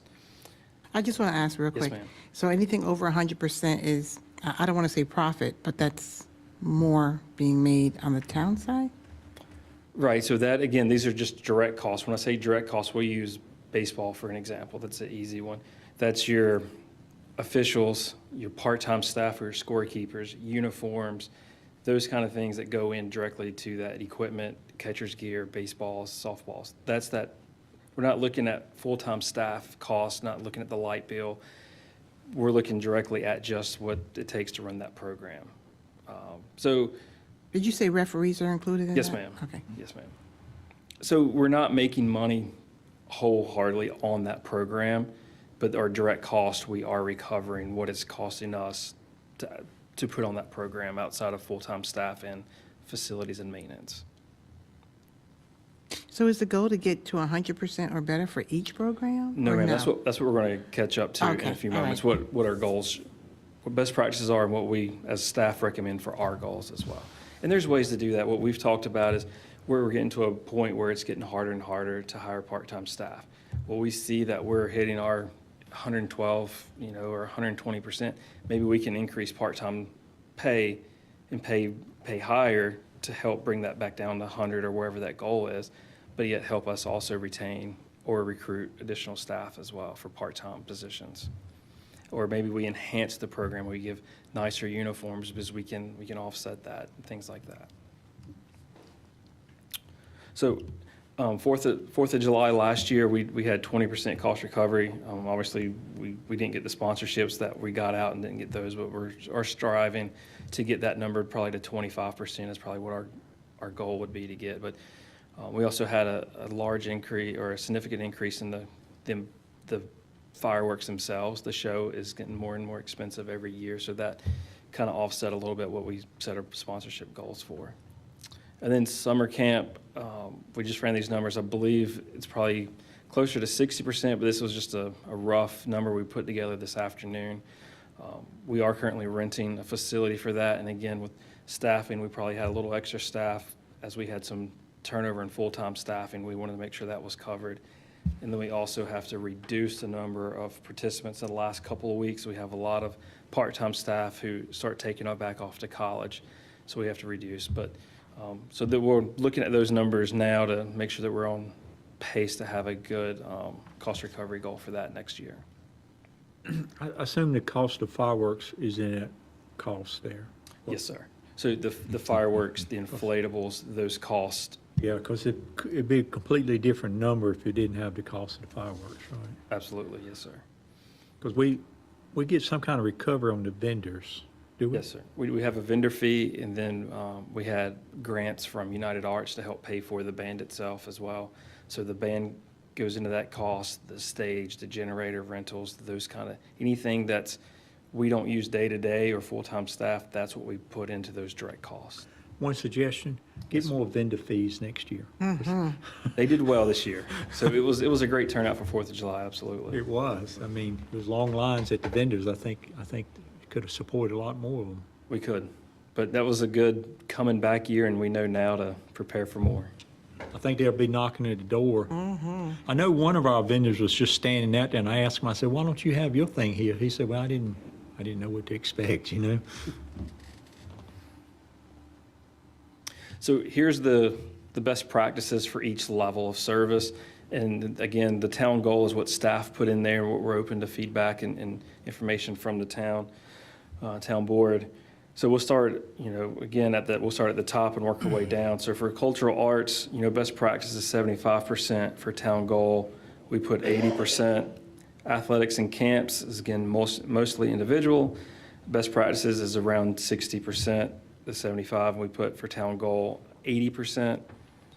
Educational programs and health and wellness we put at 50%. Special events at 25%. And then pure community events, we left those at 0. Because again, we don't do a lot of programming that's going to cost residents. So it's not like a pool and park. That'd be another example of where you'd have a cost recovery if you had a place like a pool and park in Raleigh where you have amusement rides and things like that. So that's just, again, where we kind of landed as staff and what we currently are doing, where we're at, and what can we do to be in line with best practices. This is just I'm sorry, what does best practice really mean? Like, what is your definition of that? So best practices is more of what are other communities as a whole doing? What is everyone doing that is in line with that same mission? But is it necessarily a best practice for Rolesville? And that's why we have our own set of goals. So we can deviate from that, but that's kind of it's what everyone's doing. I figured that's what best practices meant on this paper, but I just wanted to hear that Roseville can do something different. And that's why you see our goals for some of these are actually a little bit higher than what best practices are, because we are, kind of getting away from what they are. What is the best fit for Rolesville? And I got a couple of slides later, we're talking about non-residents as well. So that kind of fluctuate where our cost recoveries fall to based on those numbers. So what staff does, again, beginning in the springs, we have a cost analysis template. Well, they will fill this out after each program or each season, depending on what's being offered or each special event. And that kind of helps us track now what our cost recovery was, so we can then go back and look, do we need to charge more for sponsorships? Do we need to charge more for registration fees for residents, or decrease residents and increase non-residents? So it kind of gives us an idea of where we're at and where do we need to go in the future to keep us hitting our cost recovery percentages. And that brings us to the non-residents. So in this policy, we have a statement in there where we address non-residents, and we said the proposed non-residents fee does not exceed 50% higher than residents. I put in here some of our typical registration fees, and these fees haven't been adjusted. We're due. We need to go out and look and see what the market rate is again. It has been a while since we've done that. Youth athletics has been $53 and $80 for probably the last 10 years or so. Programs. Probably a good deal then. I think we kind of mirror what our surrounding agencies are, but I think it's time to really dig deep again and just kind of make sure that we're still on the same pace as where they are. Because again, in this policy, you want to be, at market rate. Is that going to be done before the next season? We'll get with staff. I think it's something we can have done before next budget. Yes, ma'am. But some of these fees, like youth athletic fees, are part of your fee schedule in the budget. This was something Frank used to always complain about, right? Residents versus non-residents, not to burn. I remember that. Yeah, I guess you was gonna get to that since April brought it up, because we do usually do this during budget time. Are you proposing we make amendment to the budget on this, or this is just early? Early. This is really early. Trying to be Good job. prepared. So programming, those costs really typically range anywhere from $5 to $15 increases. It really depends on what the program is. If it's a drop-in Zuma class, that's, $5 or $10, it may not be any fee increase. But if it's an art class, it may be $15 increase. But we kind of set our contracts with our vendors based upon resident rates to make sure we hit that cost recovery. Then that non-resident kind of helps us make up any gap or difference there. And as we continue to grow, especially in the youth athletics side of things, we're seeing that non-resident. I remember when I first came here 15 years ago, we're at 30% residents. Well, we're at 50 to 60% residents now that are participating. So what was maybe that cost recovery is going to start coming down as we're not getting as much fee on registrations. And then our summer camp program was $105 per week for residents and $125 for non-residents. And again, we're going to reassess those and what we need for the cost recovery and what's best practices or what our peers are doing as well surrounding us. So that pretty much sums up that document that you had for the cost recovery. I know one of the other things that came from the Parks and Rec Advisory Board when we presented this to them for non-residents also was maybe, we're looking at this and is there a discount for residents once we find what that spot is? And the non-residents, they make up that gap. So it's a true service, more of a service to residents for some of these programming ideas. Question for you. Yes, sir.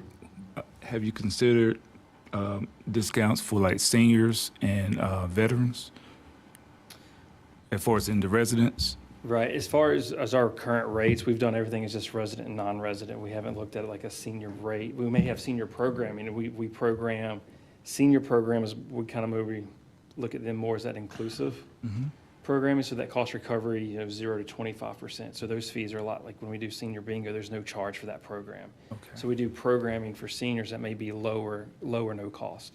So we have that mindset when we go in to like senior programming that we're going to make it, it's cost affordability is there for them as well. You get grants and stuff for the seniors, right? I'm sorry, Ronnie. Yeah, sorry, go ahead. You get grants and stuff for some of the senior programs?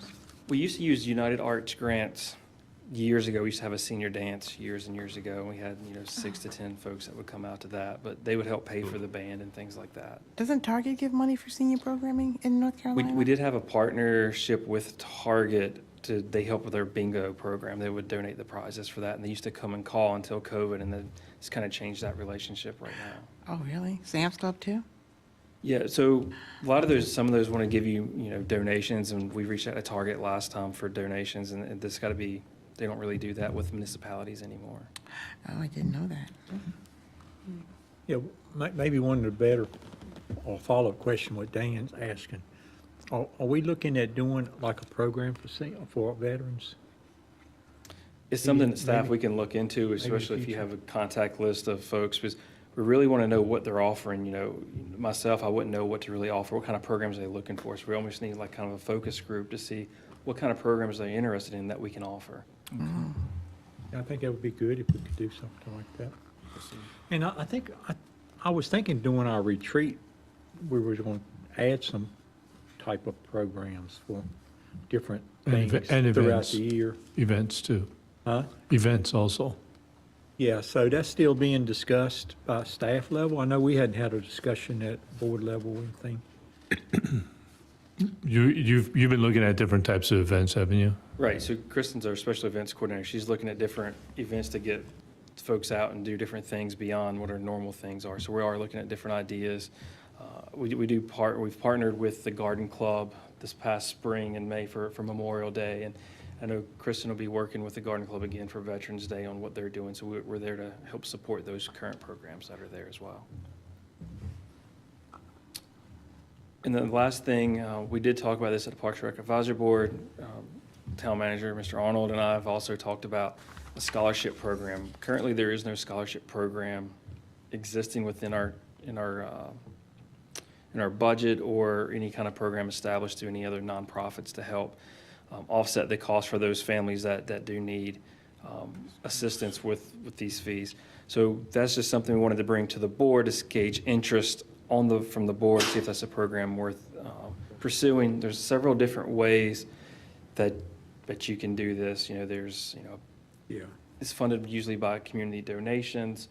And then there's lots of different kind of policies to set to see who qualifies. I know I did just a quick research in surrounding areas, Cary, Apex, Holly Springs, Zebulon, Clayton, they all have different policies in place. It's called different things, it could be, financial aid, financial assistance, scholarships, sponsorships, a lot of different words that just intermingle, but the root of it is still helping those families in need financially, be able to participate. We don't want to, we want to be inclusive to everyone in our community. So a lot of things you'll look at for as far as who gets those, maybe it's reduced or free lunches, or they're on a SNAP program or Medicaid. So those are some of the qualifications that would help them, apply and to receive those kind of scholarships. But again, we just wanted to, test the waters with the board to see if that's something worth pursuing for the town and move forward with that. And there's several different ways. You could work with a nonprofit who runs it, or the town, we could take the funds similar to Shop with a Cop, where you have those donations and we just move line items. I would really like to do it. I think it's an important part of our community that you just saw the price in our programming, and quite frankly, when that comes up and there's no alternative, probably many families look at that and say, we can't afford it. Yeah, so And so we don't know, right, until we know. And so you want to I- have a discussion on that now? Well, I would like to go ahead and. If you do, let's take a break. Yep.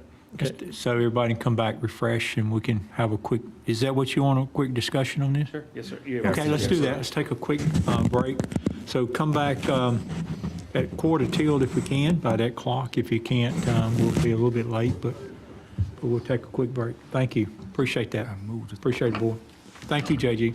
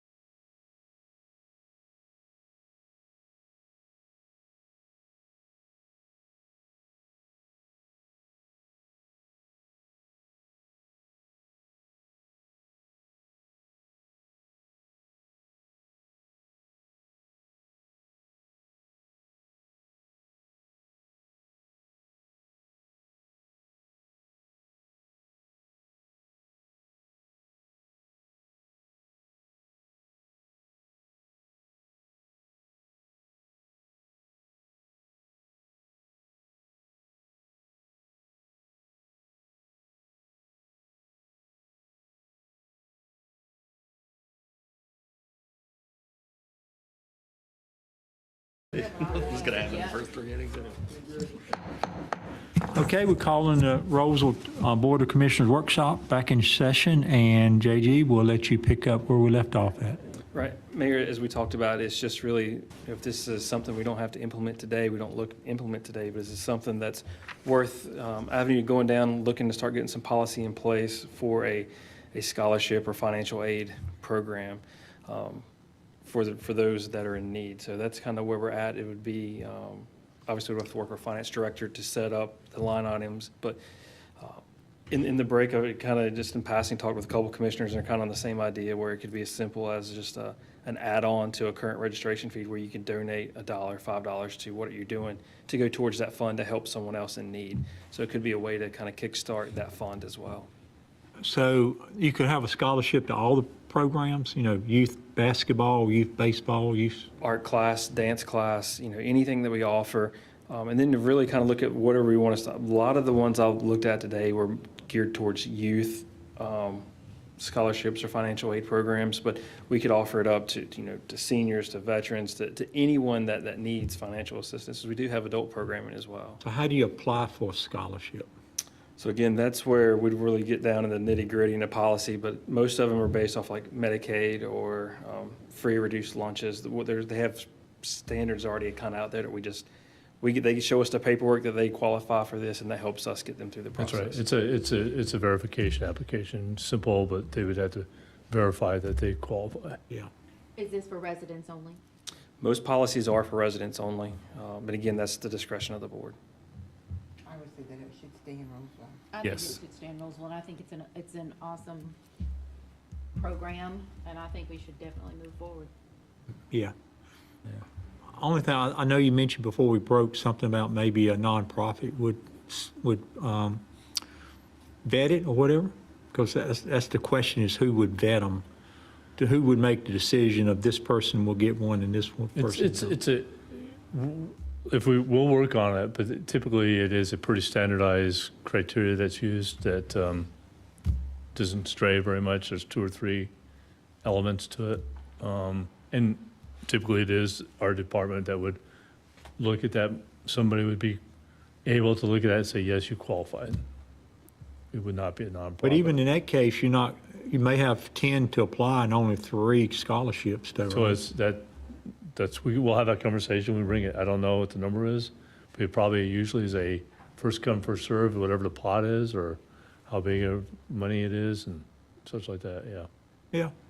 First come, first served would be fair. It's typically what happens. So it's going to strictly be by criteria and not by decision. Yeah, and a successful scholarship program, that'll take a while to build, and you may even, as a board, choose to give it some seed money. But there is typically adequate funding. Sometimes if you get low, you make a call, right, and say, hey, if you're so inclined to ask for participation financially. But I've never really, in my experience, in a couple of communities where we've had this, never had a run out of money opportunity. It's always, there's been typically plenty of money. I like the idea. Would it be full scholarship or partial? Typically, it's partial. We'll work on a policy and come back with you and take a look at it. Have you had people call that once they find out, they're like, oh, I can't do that because it costs too much money? When I first came, we used to have the Greater Rolesville Athletic Committee, and they kind of did something similar to this, and they would, in my time with that, I think there's maybe less than a handful that kind of came through. But again, we really don't know because we don't advertise anything, so they may not call. The most thing we get is like, hey, I get paid next Friday. Can you hold me a spot? And our registration ends this week. And we'll work. We're not going to, what we'll do is we'll work with like, hey, we'll hold it for you. And we've even worked out payment plans with folks to make sure we are able to get them in. But it's still, it's hard to say how many are we missing because they can't afford it, because we don't know, because they're not really asking if they don't see anything already out there. And have you thought about how we're going to advertise the scholarship? Not yet. Not yet. This is No, still we in the just- early we- phases, We're making right? sure we're good with this concept, and now we're going to work on a policy. Oh, yeah, awesome. Yeah, and I'd be good with it too. I just think you need to make sure, like you were saying before, it's not just sports related, it's everything related. We had talked about in the PARB meeting before, like, the high school has the same basic concept with their band. Like, you know, if you're on it, everybody should be able to play music, doesn't matter. But they have a scholarship program similar to this. So I just want to make sure that we cover everything, that whatever we name it, whatever it is, it covers, you know, everything we offer Parks and Recreation, not just, you know, soccer or baseball or this, that. It's a whole group. So. Sounds good. Anything else, JG, from you? No, sir, that's it. Thank you. So let's talk about real fast, let's talk about the cost recovery policy. So I think it's our intent, we would like to go ahead and get this adopted by you so that we can use it in the budget deliberation. So if you're okay, we'll probably start wrapping this in to come more formally to you in a resolution. And maybe as early as in 2 weeks from now, if you're ready. And that would just be the cost recovery. We're going to work on these cars, we'll come back to you all on that. But if you're ready to kind of consider this more formally, we're ready to put it in front of you for a consideration. So we could put a resolution together and bring it back to you very shortly, I think. It would only be effective next July? I think so. I think we want to,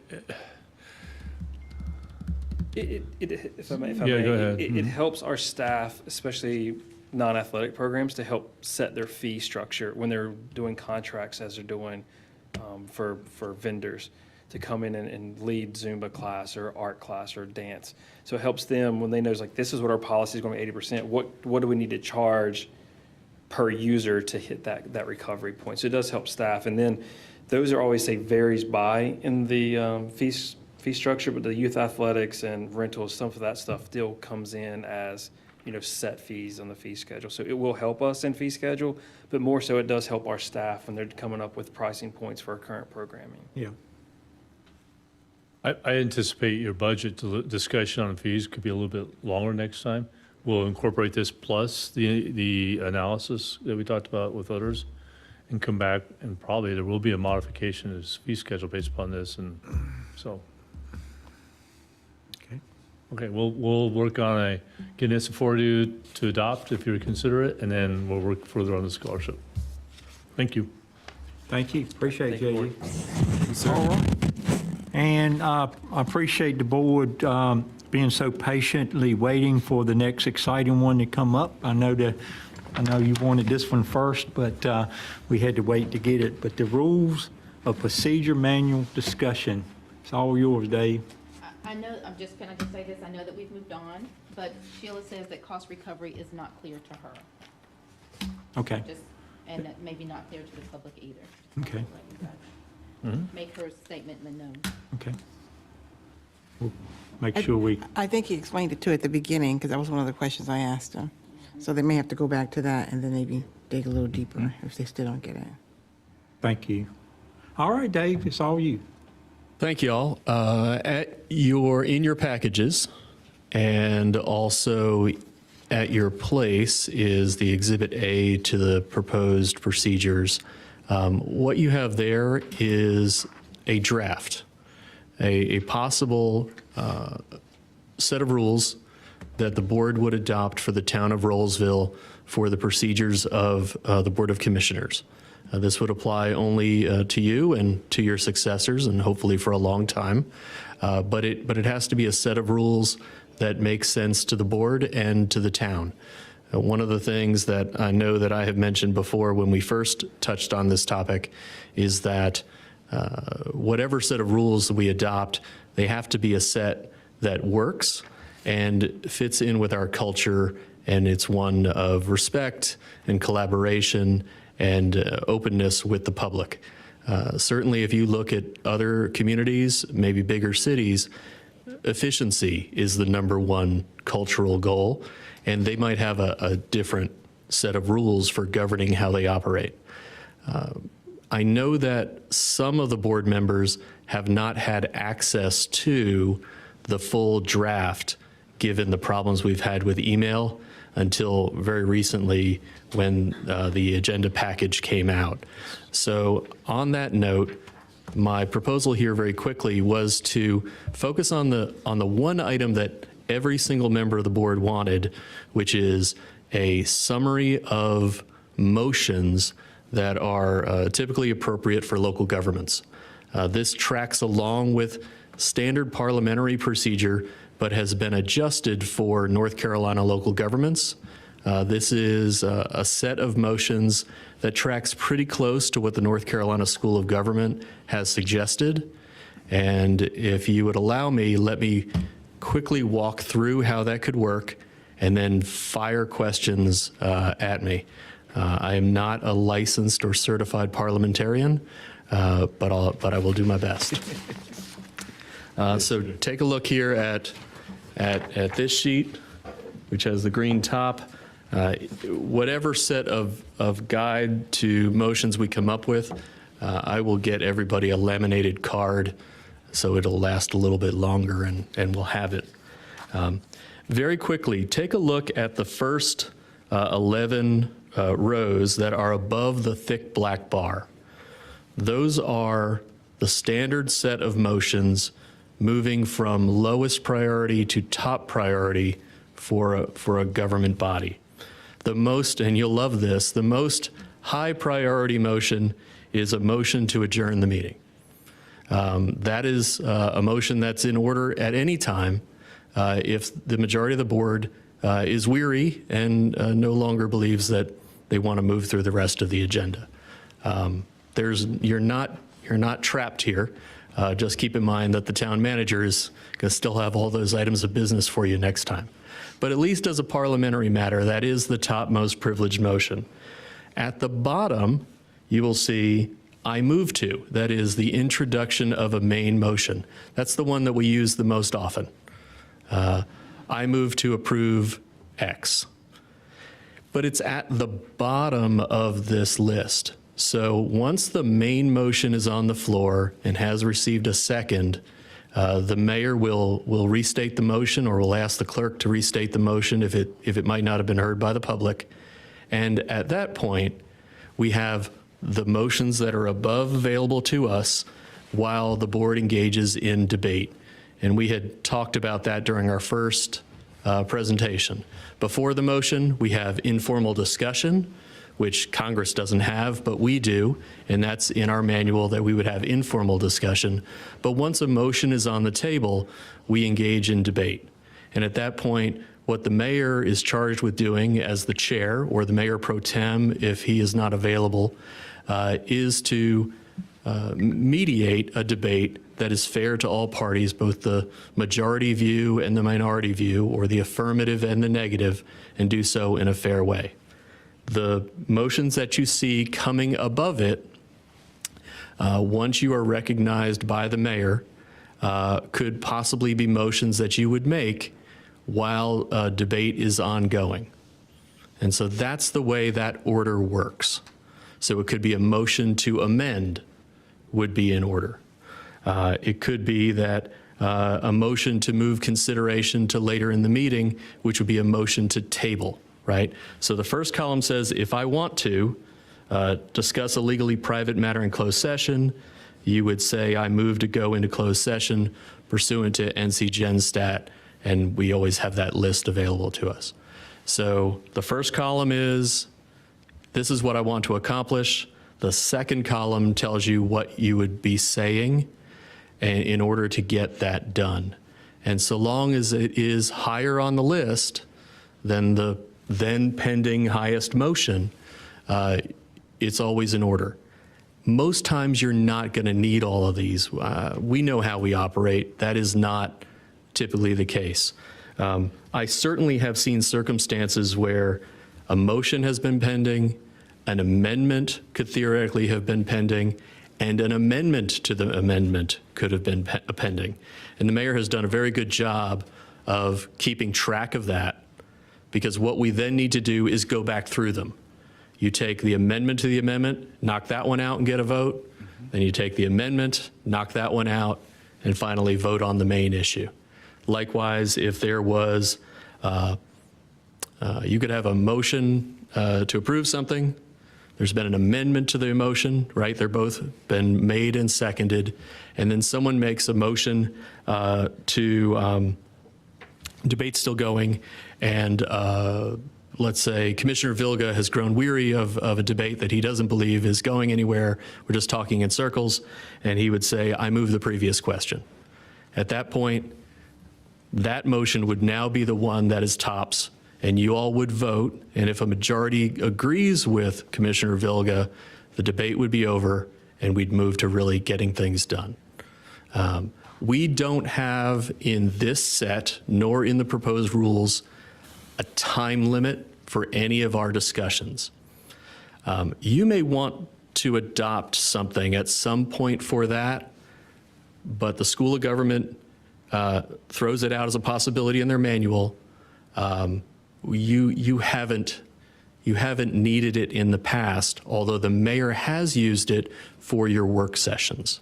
And so we may find that we want to do something with time in the future. But right now, the limit on time is that everyone is entitled, if they want to speak once before someone else speaks again. And no one is entitled to speak more than twice on a single motion, if that makes sense. Hopefully that helps solve some of the time. That's at least what the School of Government was hoping with that set of rules, without setting anything that's strict and cutting people off unnecessarily. If that makes some sense to the board, and I'd love to get your thoughts on that. Some of these you use all the time. If we're in the middle of a public hearing and we realize we don't have enough information, you move to continue. That one we use it all the time. You'll see that one on there. You won't find that one in Congress, but that's one for local governments. And the motion that we don't use very often, but is always available to a majority of the board if they want, is a motion to go into closed session. We have in the past used that as a standalone item at the end of our agendas, but there could be a circumstance where the board is wondering whether there's a legal issue, or perhaps there is an award they want to make, right? If you want to give out a secret award like we did here for Mayor Eagles, that could have been handled in closed session. Hopefully, and this is in the rules, you're only using these ones higher on the list for something that relates to what's currently going on. So you're suggesting we could do that in the middle of the meeting? Yeah, we can do closed session at any time. But then you have to clear the room out and all that. Absolutely. Unless we have a closed session area that we can go into, which some Correct, and a cases lot of they do, right? communities do. And just leave everybody here and Correct. go back to We get their- retire and then we come back. That is the typical procedure. When we get our new city hall, I'm certain that We we're have going to have executive that in our room. design. We've done that plenty of times here. We've gone into the kitchen while we're in the middle of a meeting. You have done that. We have. The kitchen was the old place. You used to go to. Yeah. And that is in order, so long as one of the permitted reasons is available. You'll see for the first time, the clerk and I won't be the only ones who know what the reasons are that you can go into closed session. They're now available to everyone in the rules. The current list is there. And so anyone would be able to look that up and use it if we need to go into closed session. All of these, you'll notice, that are above the line are by majority vote. There's no supermajority items above the line. The only one that is special, and I know this is going to be probably the mayor's favorite one. Every mayor loves when he has to deal with these, and that is point of privilege. I think Commissioner Alston had used it one time, maybe. I think you did. Point of privilege is a privileged motion. It's right there at the top in the gray, right? And it allows you to take care of something personal. Comfort, I can't see the screen, it's too hot, you need to excuse yourself for a moment. You just say point of privilege and note what the issue is. That allows you to be excused from the meeting. The mayor doesn't have to will not put it to a vote. He'll instruct the staff to take care of the problem, or will note that someone needs to leave for a moment. That allows you to take care of something without recessing the entire body. So that stays there near the top. As to items above the line, any questions? So a question on making a motion and then amending a motion. When you make the motion and you want to amend the motion, does it have to be before you get a second on the first motion? Until there's a second, there's no motion. Okay. So, if someone says, I move to postpone the matter indefinitely, right? That's one that I said, if you just want to kill something. If there's no second coming, the rest of the board doesn't need to even acknowledge it. The mayor will note that it fails for lack of a second, and then you guys just pick right up. You don't discuss it. You don't have to do anything, and I would advise that you don't. Motions that don't get a second people say dead, but really they're nothing, right? That is, they're not something that the body had any interest in discussing. There's a comment. It's a comment, right? And the mayor's then going to move us back to whatever was the topic. In most of those cases, you'll notice that "can I interrupt" is that third column. The answer for most of these is no. Only point of privilege allows you to interrupt.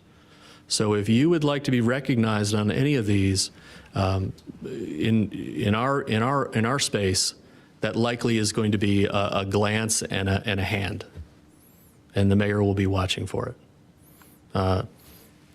Larger cities and some mid-sized cities have adopted everything from electronic buttons to apps on their phone, and when people want to speak, it lights up on the mayor's in front of him.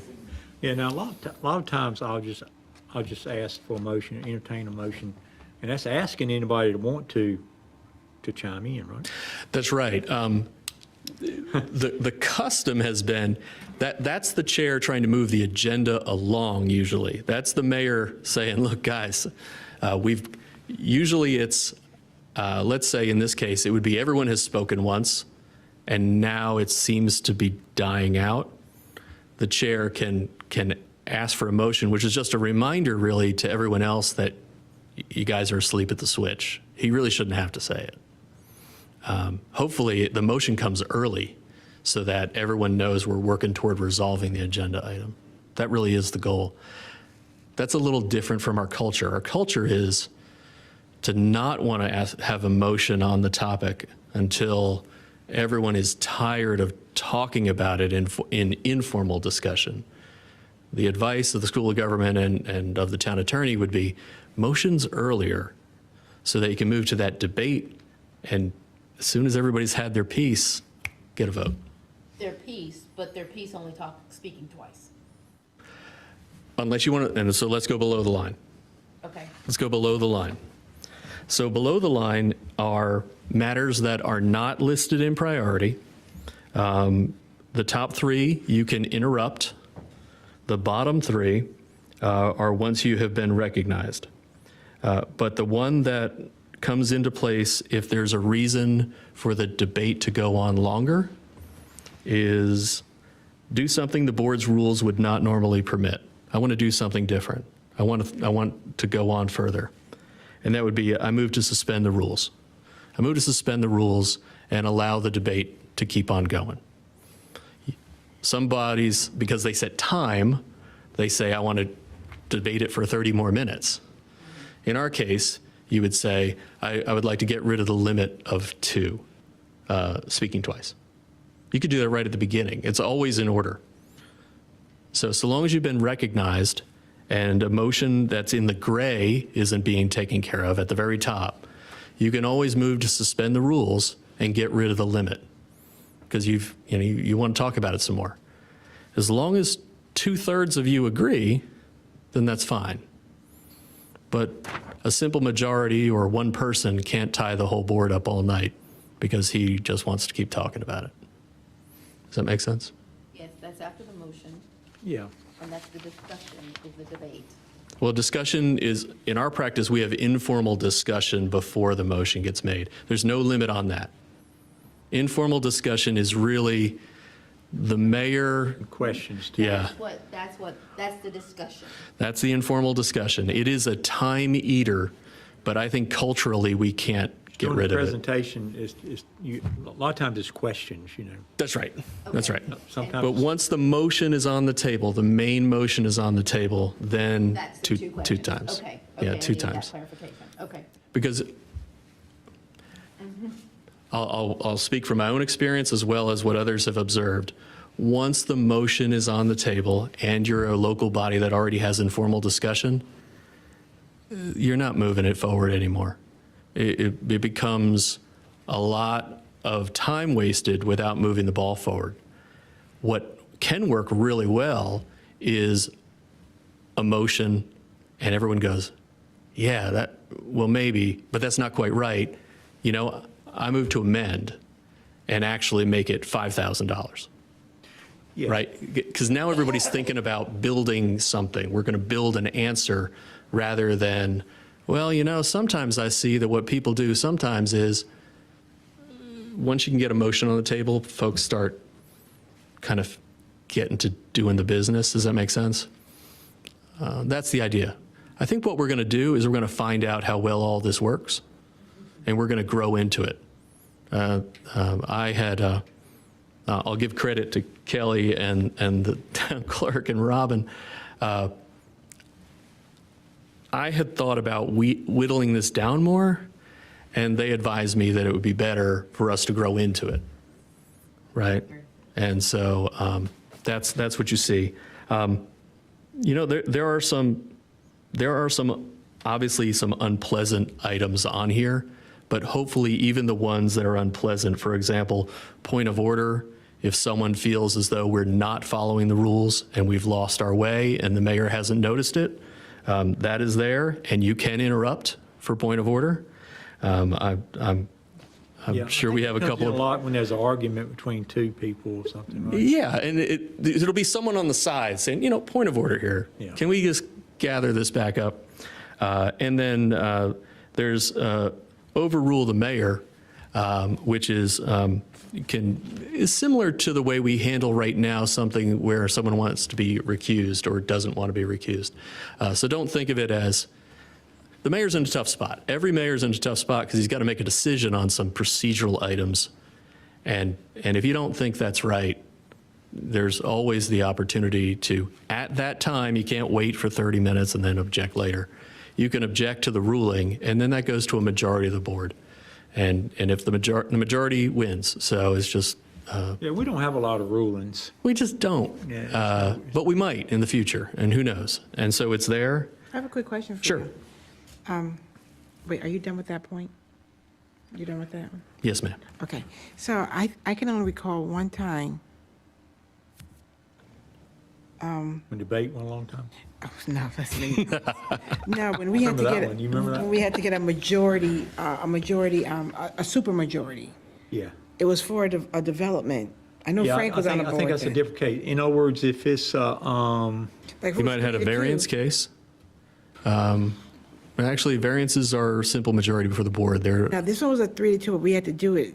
I remember Frank asked something. I But he know what it said is. And he's like, oh, It was a- and it was like 4-1. This is in your rules. So the first time a matter appears before you, it has to pass by a supermajority if it's the first time you're considering it.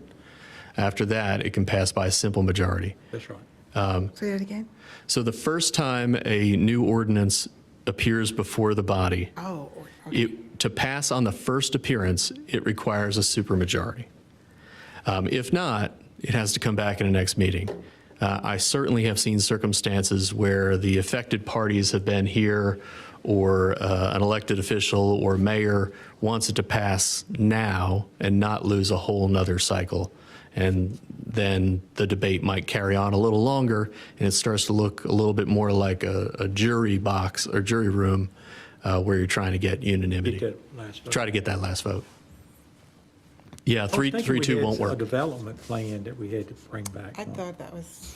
It might have been that you needed the 4-1 because it was first time. It seemed like it's one of our maybe it's I don't think it's annexation, but it's something that requires a supermajority. Well, I do remember that. I don't remember which one it was. I don't remember either. there are two more on here that I want to mention real quickly. One, which is the one that Commissioner Sneed and I have spent the most time talking about over the past year or so, and that's the motion to reconsider. Reconsider something that's already been disposed of. It happened earlier in the agenda on that day. For any reason or no reason at all, if you were on the prevailing side of that case, you may move to reconsider. That's the last one below the bar. I want to reconsider something already disposed of. And you would say, I move to reconsider our action regarding such and such. That's the motion to reconsider. Could be that you were confused by the motion. Who knows what it was?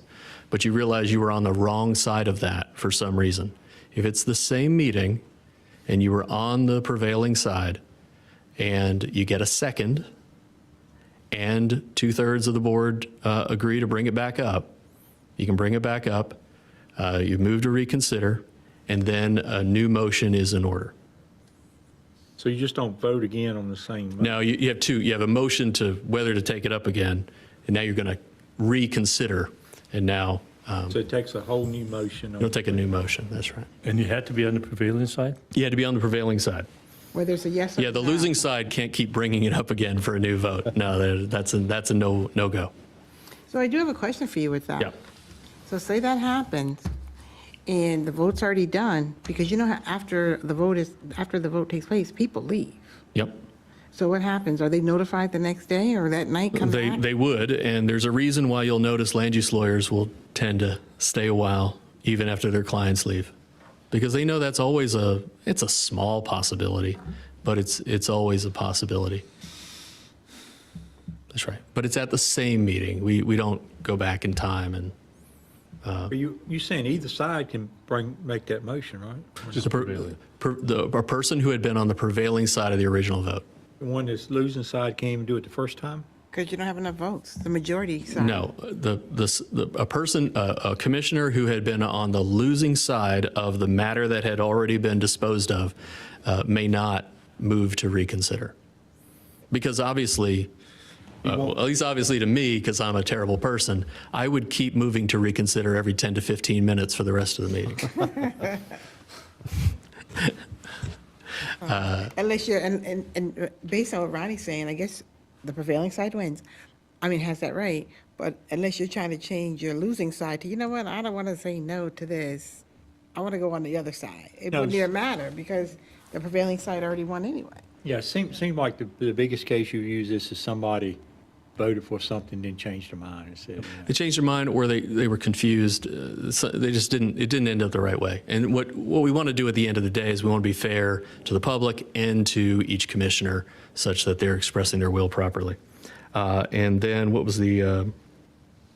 There's another one. There's another one that I think is in order all the time. You may interrupt. And this is the one that does require a certain amount of restraint, and that's point of inquiry.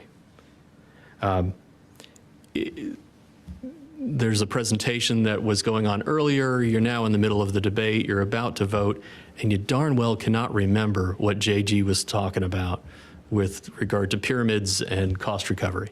You knew there was something. It was 25 to 30%. It was 30 to 50%. You're not sure. And you can ask, as a point of inquiry, interrupt the debate, interrupt the mayor, you don't have to wait to be recognized, and ask a quick question. Is that during deliberations?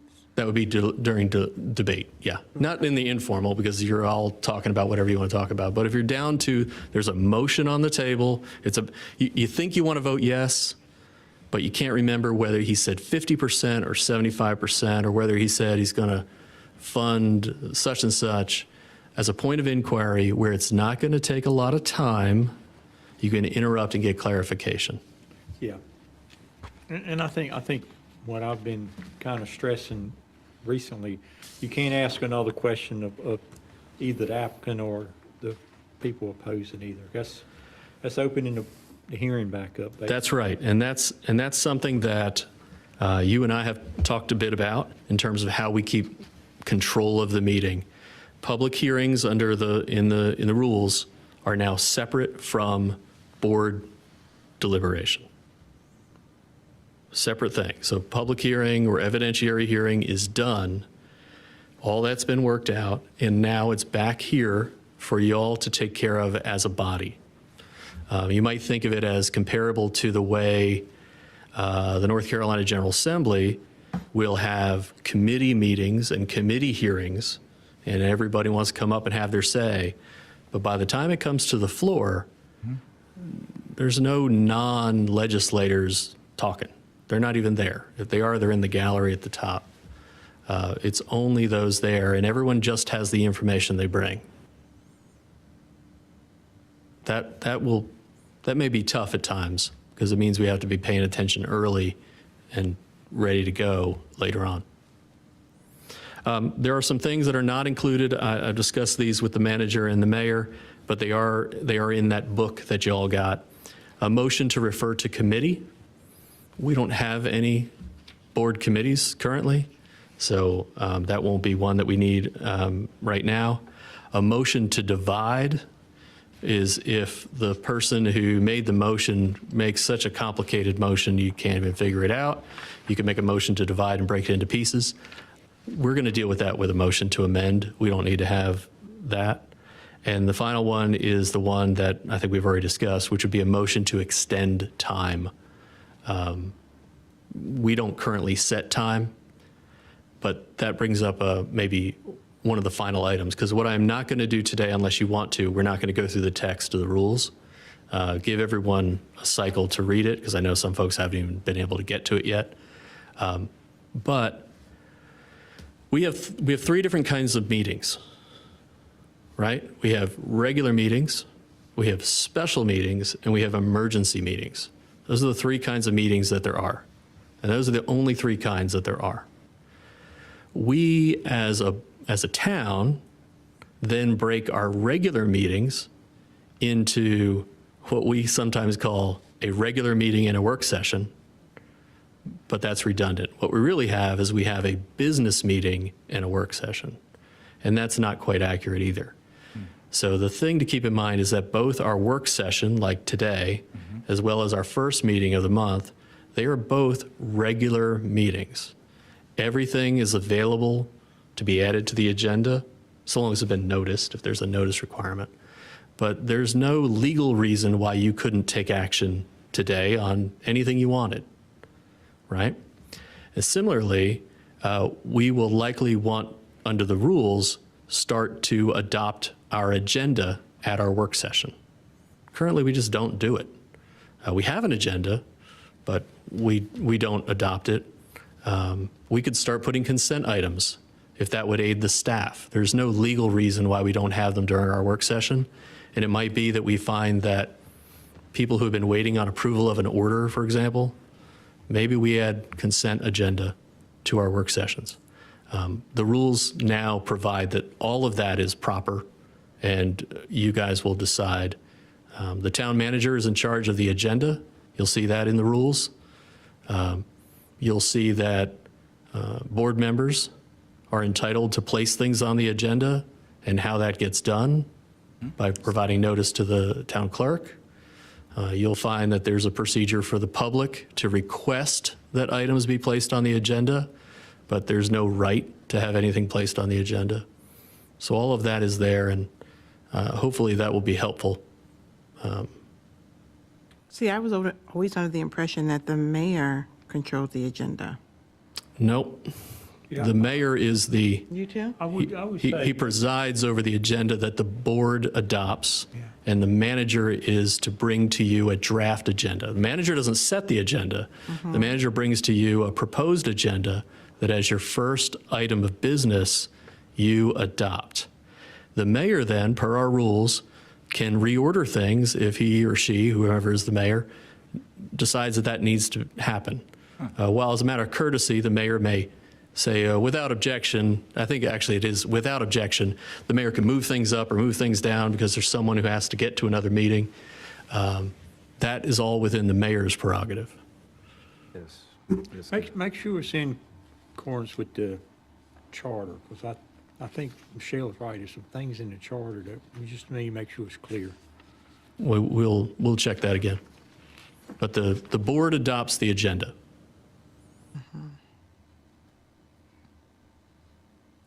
Question for you, I sir. think it is the mayor decides what is placed on the agenda and what time it's placed on the agenda. Some of that It's not the conversation town came- manager say we're gonna have all these action items and stuff. So I think that's where it well, wrote in. the answer is neither decides what's going to be on the agenda. The board decides what will be on the agenda as a legal matter. That's why there's the item of let's take a look at the agenda and approve it. That's the first thing the body does. Somebody at every approved it meeting. beforehand, a week beforehand or something. No. At the meeting. So the agenda is a Well, I know draft. that. I It's know a that. draft agenda until Talking about it's the draft adopted. agenda then, That's right. because that's when you're getting people showing up and everything else. You know. Right. So the draft agenda is typically prepared by the town clerk or the town manager. And it doesn't become an agenda until that night when they approve the agenda. And then it's here's what we're all signing up for, guys. But we never see that prior to the meeting. I mean, like, we'll see You it a do. couple You of see it days- you see we'll the see it proposed agenda on Right. Thursday. a couple of days beforehand, but I don't think, 7 years, I don't think I've ever seen anybody, let me take that back. Pretty much it's already set. Nobody has really said, maybe they moved it or asked something to be moved, like, but almost like casually, not like in a procedure. That, and that's typically how we've done everything, is that we've done things without rules or procedures. It's been very casual. Every manager, as far as I'm aware, every town clerk, as far as I'm aware, coordinates the proposed agenda with the mayor and the board members who have items of interest, and also with the department heads.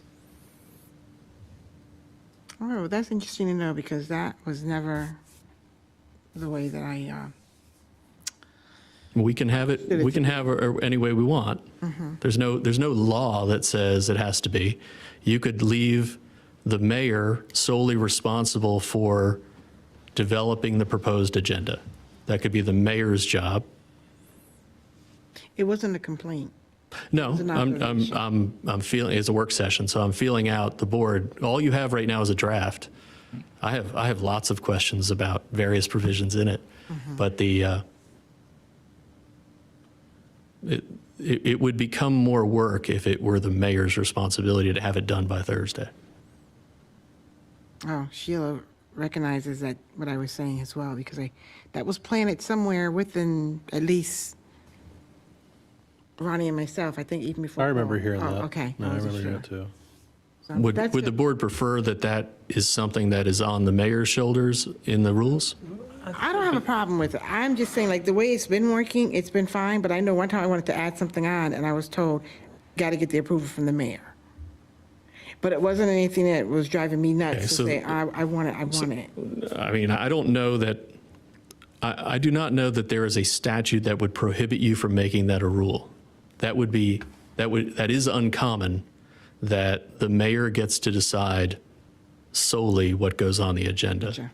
The way the rules are proposed now, any board member who would like to propose something for the agenda needs to get it to the town clerk or the town manager by Thursday or Wednesday.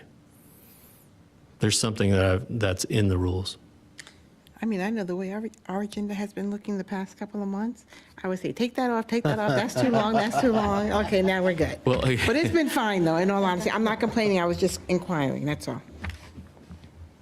Yeah, remember the agenda gets adopted at the meeting by majority vote. So, I mean, it's always possible that the manager could give you too much and y'all could mutiny and start lopping things off. But Yeah, it's been fine. I think the deal is, we don't want people to be coming for nothing. If they come in for a purpose, That's right. like a public hearing, and we lock one off, and it doesn't look good.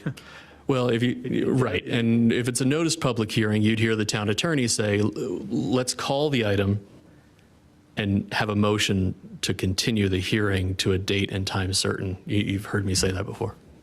That's right. But the agenda is the board's. The mayor's job is to keep order, keep safety, and to preserve a certain decorum in the room. And I do know that there have been times on the board where different commissioners have expressed concern, sometimes when the agenda is so heavy. Again, that's not a complaint, I'm just saying, so I do recall that conversation. I seem to And recall it as a complaint. Oh, okay. And I know that it's been adjusted at that point, so it was, I don't think it was ever Yeah, a demand. It was I a, want to talk about that.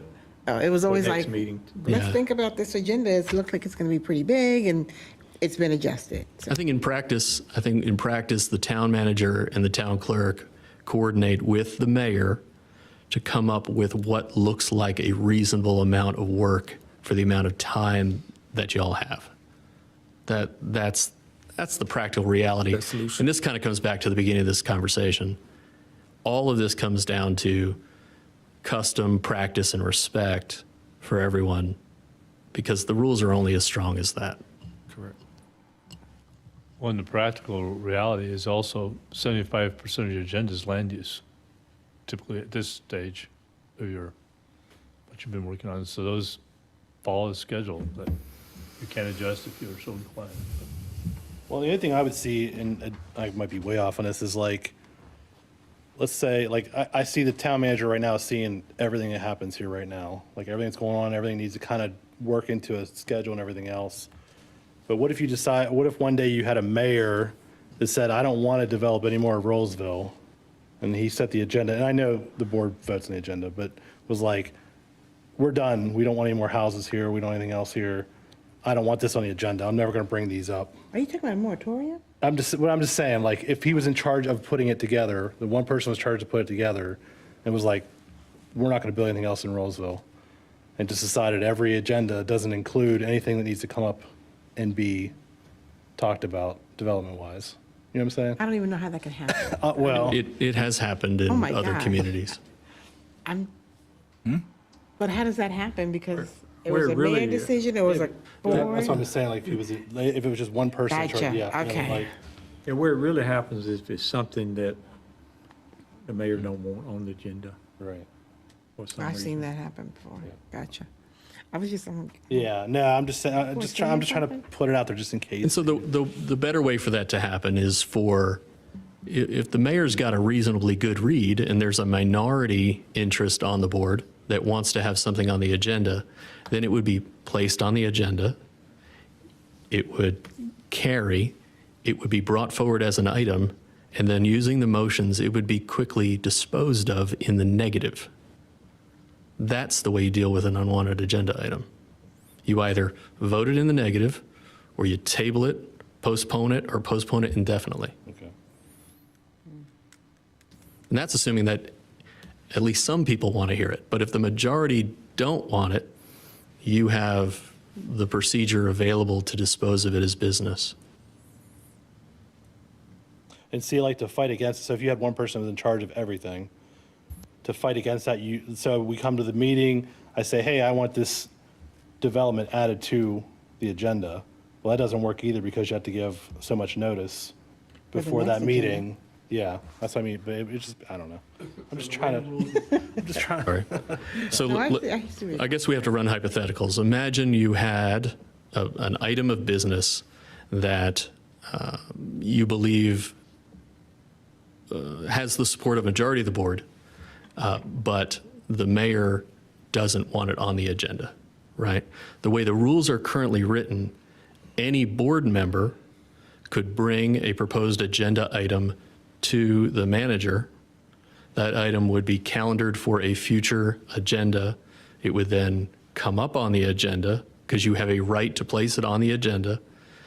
And then its future is going to be governed by the rules, right? And it may, if you've read your tarot cards wrong, it's going to die really fast. And that could be embarrassing. But there's no unilateral veto in North Carolina by law of being able to just, I've decided unilaterally I'm never taking that item up. But on the other hand, I think it has to be something, and I know this board is not like that, but and that's why I think we need to read the charter and make sure we understand what's in the charter. And it's not online, I can't find it, but On the other hand, you don't want a commissioner that has some pet peeve that no one else wants on the whole board, and he's going to request it over and over and over again to put it on the agenda. That's right. And there's no control other than bring it up, talk about it. Right, so once a matter is disposed of, it's disposed of, that's in the rules. So you can't keep, if you lose, you lose. Yeah, So, but you can bring it up for a future agenda item, though, right? You can, no, it's been disposed of. Once it's disposed of, unless it changes or comes back in a motion to consider, it's done, and we've got a way to deal with that here in the rules. But if you do keep dodging it, then you haven't disposed of it. It's just dodged. So you'll see there's a motion to postpone indefinitely. Motion to postpone indefinitely needs to be recalled within 100 days. If it's not recalled within 100 days, it's disposed of, and it's not in order for, I cannot recall what the, I think it's 6 months.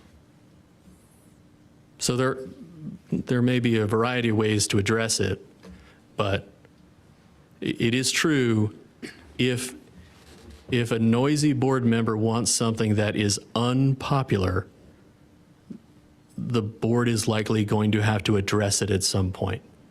And I have never seen, even with the most unpopular council member, being able to hide it forever. And so it would be always the better practice to set it for the appropriate agenda, the appropriate time, and knock it out. And if it turns out that's a quick 1-4 vote, you're done. Because it's going to be one person who wants to debate the topic, the person who raised it. You're going to motion to approve. That person's going to talk. That person's going to get done, right? Everyone's going to sit there quietly. Someone's going to call the question. You're going to vote. It's going to be 1-4, and you're going to be done. And it took 3 minutes. Because no one has to speak. I should have said that. You don't all have to speak once or twice.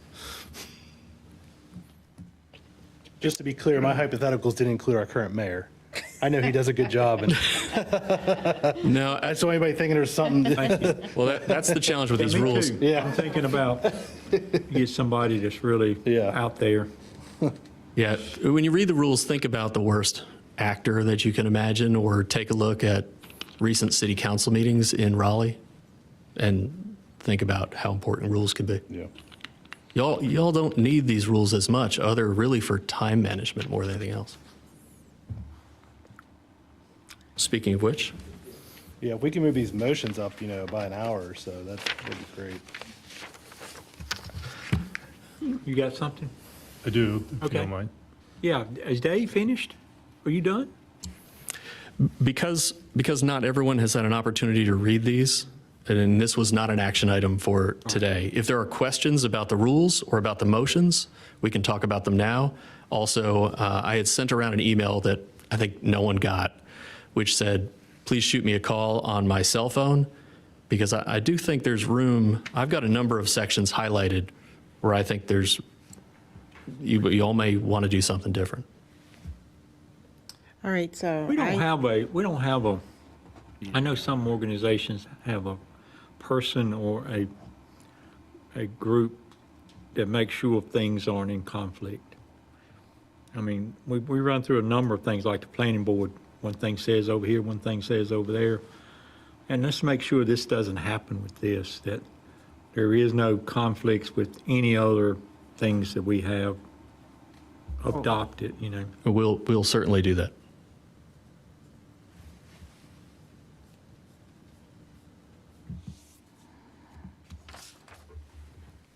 Oh, I was going to say, because I can't get into my email, can you forward that to me, somebody? I'll send it to your personal email. Yes, please. Okay. Same for you. Kelly, you said you had something? If I may, before you adjourn, I did have two things. One is, at the next meeting, I would like to talk to the mayor already about appointment of a kind of a housing affordability ad hoc subcommittee. Commissioner Medley's already expressed interest. I think if we could have one more who might be interested, or mayor, think about that. But it'd be good to kind of get that small group and you together with some staff and start moving on that issue a little bit. So maybe we can talk about that, put that as an agenda item on your next meeting on November 1st. And then also, Let me talk to Sheila. She's not here I know she's been interested in being affordable housing. If she doesn't have the bandwidth to do it, we'll work out something. Okay. I know everybody's busy, but let me do that. And at your last meeting, you did approve the agreement with Cobblestone, which had a call out for a November 15th mediation session. And the mayor and I have talked about if the board would be interested in having a special meeting on November 1st, prior to your next meeting at 6, to talk about and go into executive session to give direction going into mediation on your positions on the items that are about mediation. So if you're good with that, we could call for a special meeting at 6 to go into executive session. Is that on a Monday? That is a Tuesday. That's before your next meeting, November 1st. 2 weeks. Wait, what? Really? I didn't know that Oh, was. November 1st. 2 weeks is November 1st. First Tuesday in November. Oh, our next meeting, you said just come early at what time? 6. Okay. Yeah, that's fine. And we probably would, I'll do a poll if you want food or not, but if 6 is workable for everybody, we could have a special meeting. It is, but I do have some meetings that day, so I am going to send you a recommendation for a meal, and I do not want pizza. Yes, ma'am. Worst case, I could bring my own food, so that's okay too. And with that, I do have a notebook I want to hand out to you. It's all public information regarding the EDA, so you have your own copy, the agreement that you just approved, and then information regarding the community center, the clock tower, and the Veterans Memorial. Most of you have seen all that material. There are a couple of items in there that came from, like on the Veterans Memorial, we had a special small group that was working on that with the Garden Club and Commissioner Alston, so that you can see that material. It's just background information. It's all public record. It's just for your information. I got the notebooks here, so when you leave, I'll give you that notebook, and you can look at it and bring it with you for the special meeting. To be sure we all seeing and know the same thing, would it be possible to have a simple sheet from the agreement that lists all obligations and their obligations so we can kind of see them? So everybody have the exact same understanding of what each group was obligated to do. Because, it's tough pulling that out at times. But it'd be clear, really clear if we can see that, real simple, a one-pager, white page. It says this is Yep. these are the obligations. Yep. Would you like that in 2 columns? What the town says and what Cobblestone says? Town setting, because, I don't think they use obligations throughout the document. There's some things I think it's obligated, but it doesn't say obligated. And I think, I think it'd be good for us to be on the same page from that perspective. If that makes sense. That's all I have.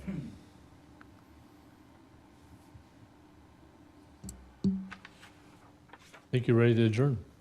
Think so, unless the board knows anything. I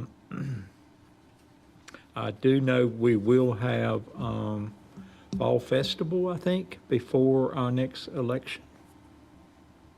Our next meeting. And I think we'll have the election before our next meeting, is that right? No, Or it's is it after. night- It's after.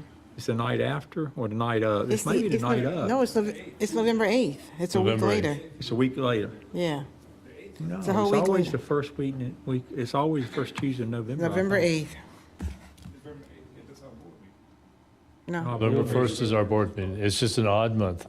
it is odd month, Yep. Ronnie. It's the 8th though, which is unusual. Yeah. Schedule-wise, it's a strange November. It works out better because usually we have to Yep. cancel the meeting to another day. So But, no updates right now on anything, right? No update. Okay, I'll call you tomorrow. But everybody get out to Fall Festival, put a plug in for that. Oh, I'm glad you said that. Are we obligated, not obligated, but is there an expectation that we're going to be at a table again this year? You should have had a sign-up sheet. Yep. You didn't have the Listen, sign? did it come to the email? No, I had It was it passed physically. I around. think you actually have it. Oh, I don't know, did I sign up? Has it, your sheet? If not, I will go get it right. It's on my desk before you leave. Like, did I sign that sheet? Yeah, we I don't signed you know. up.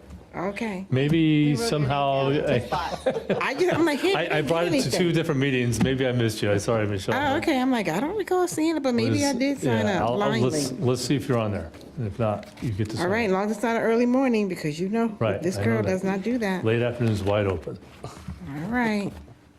Thank you. But I'll bring that sheet in. Okay. I'm expecting we'll get a good turnout for that, so I really think, unless the weather's bad, and Oh, don't say that. I think we've had some times it's bad. Is there a rain date? No. There's no rain date, right? No. There's never been a rain date. You got a raincoat? I know how to stay home. But that's it. I think, appreciate everybody's turning out. Good discussion tonight, and I will entertain a motion to adjourn. I move to adjourn. I second. Any further discussion? If not, all in favor say aye. Aye. Any opposed? We are adjourned. Thank you, board. Appreciate it. Good hard work there. Robin, will you try to?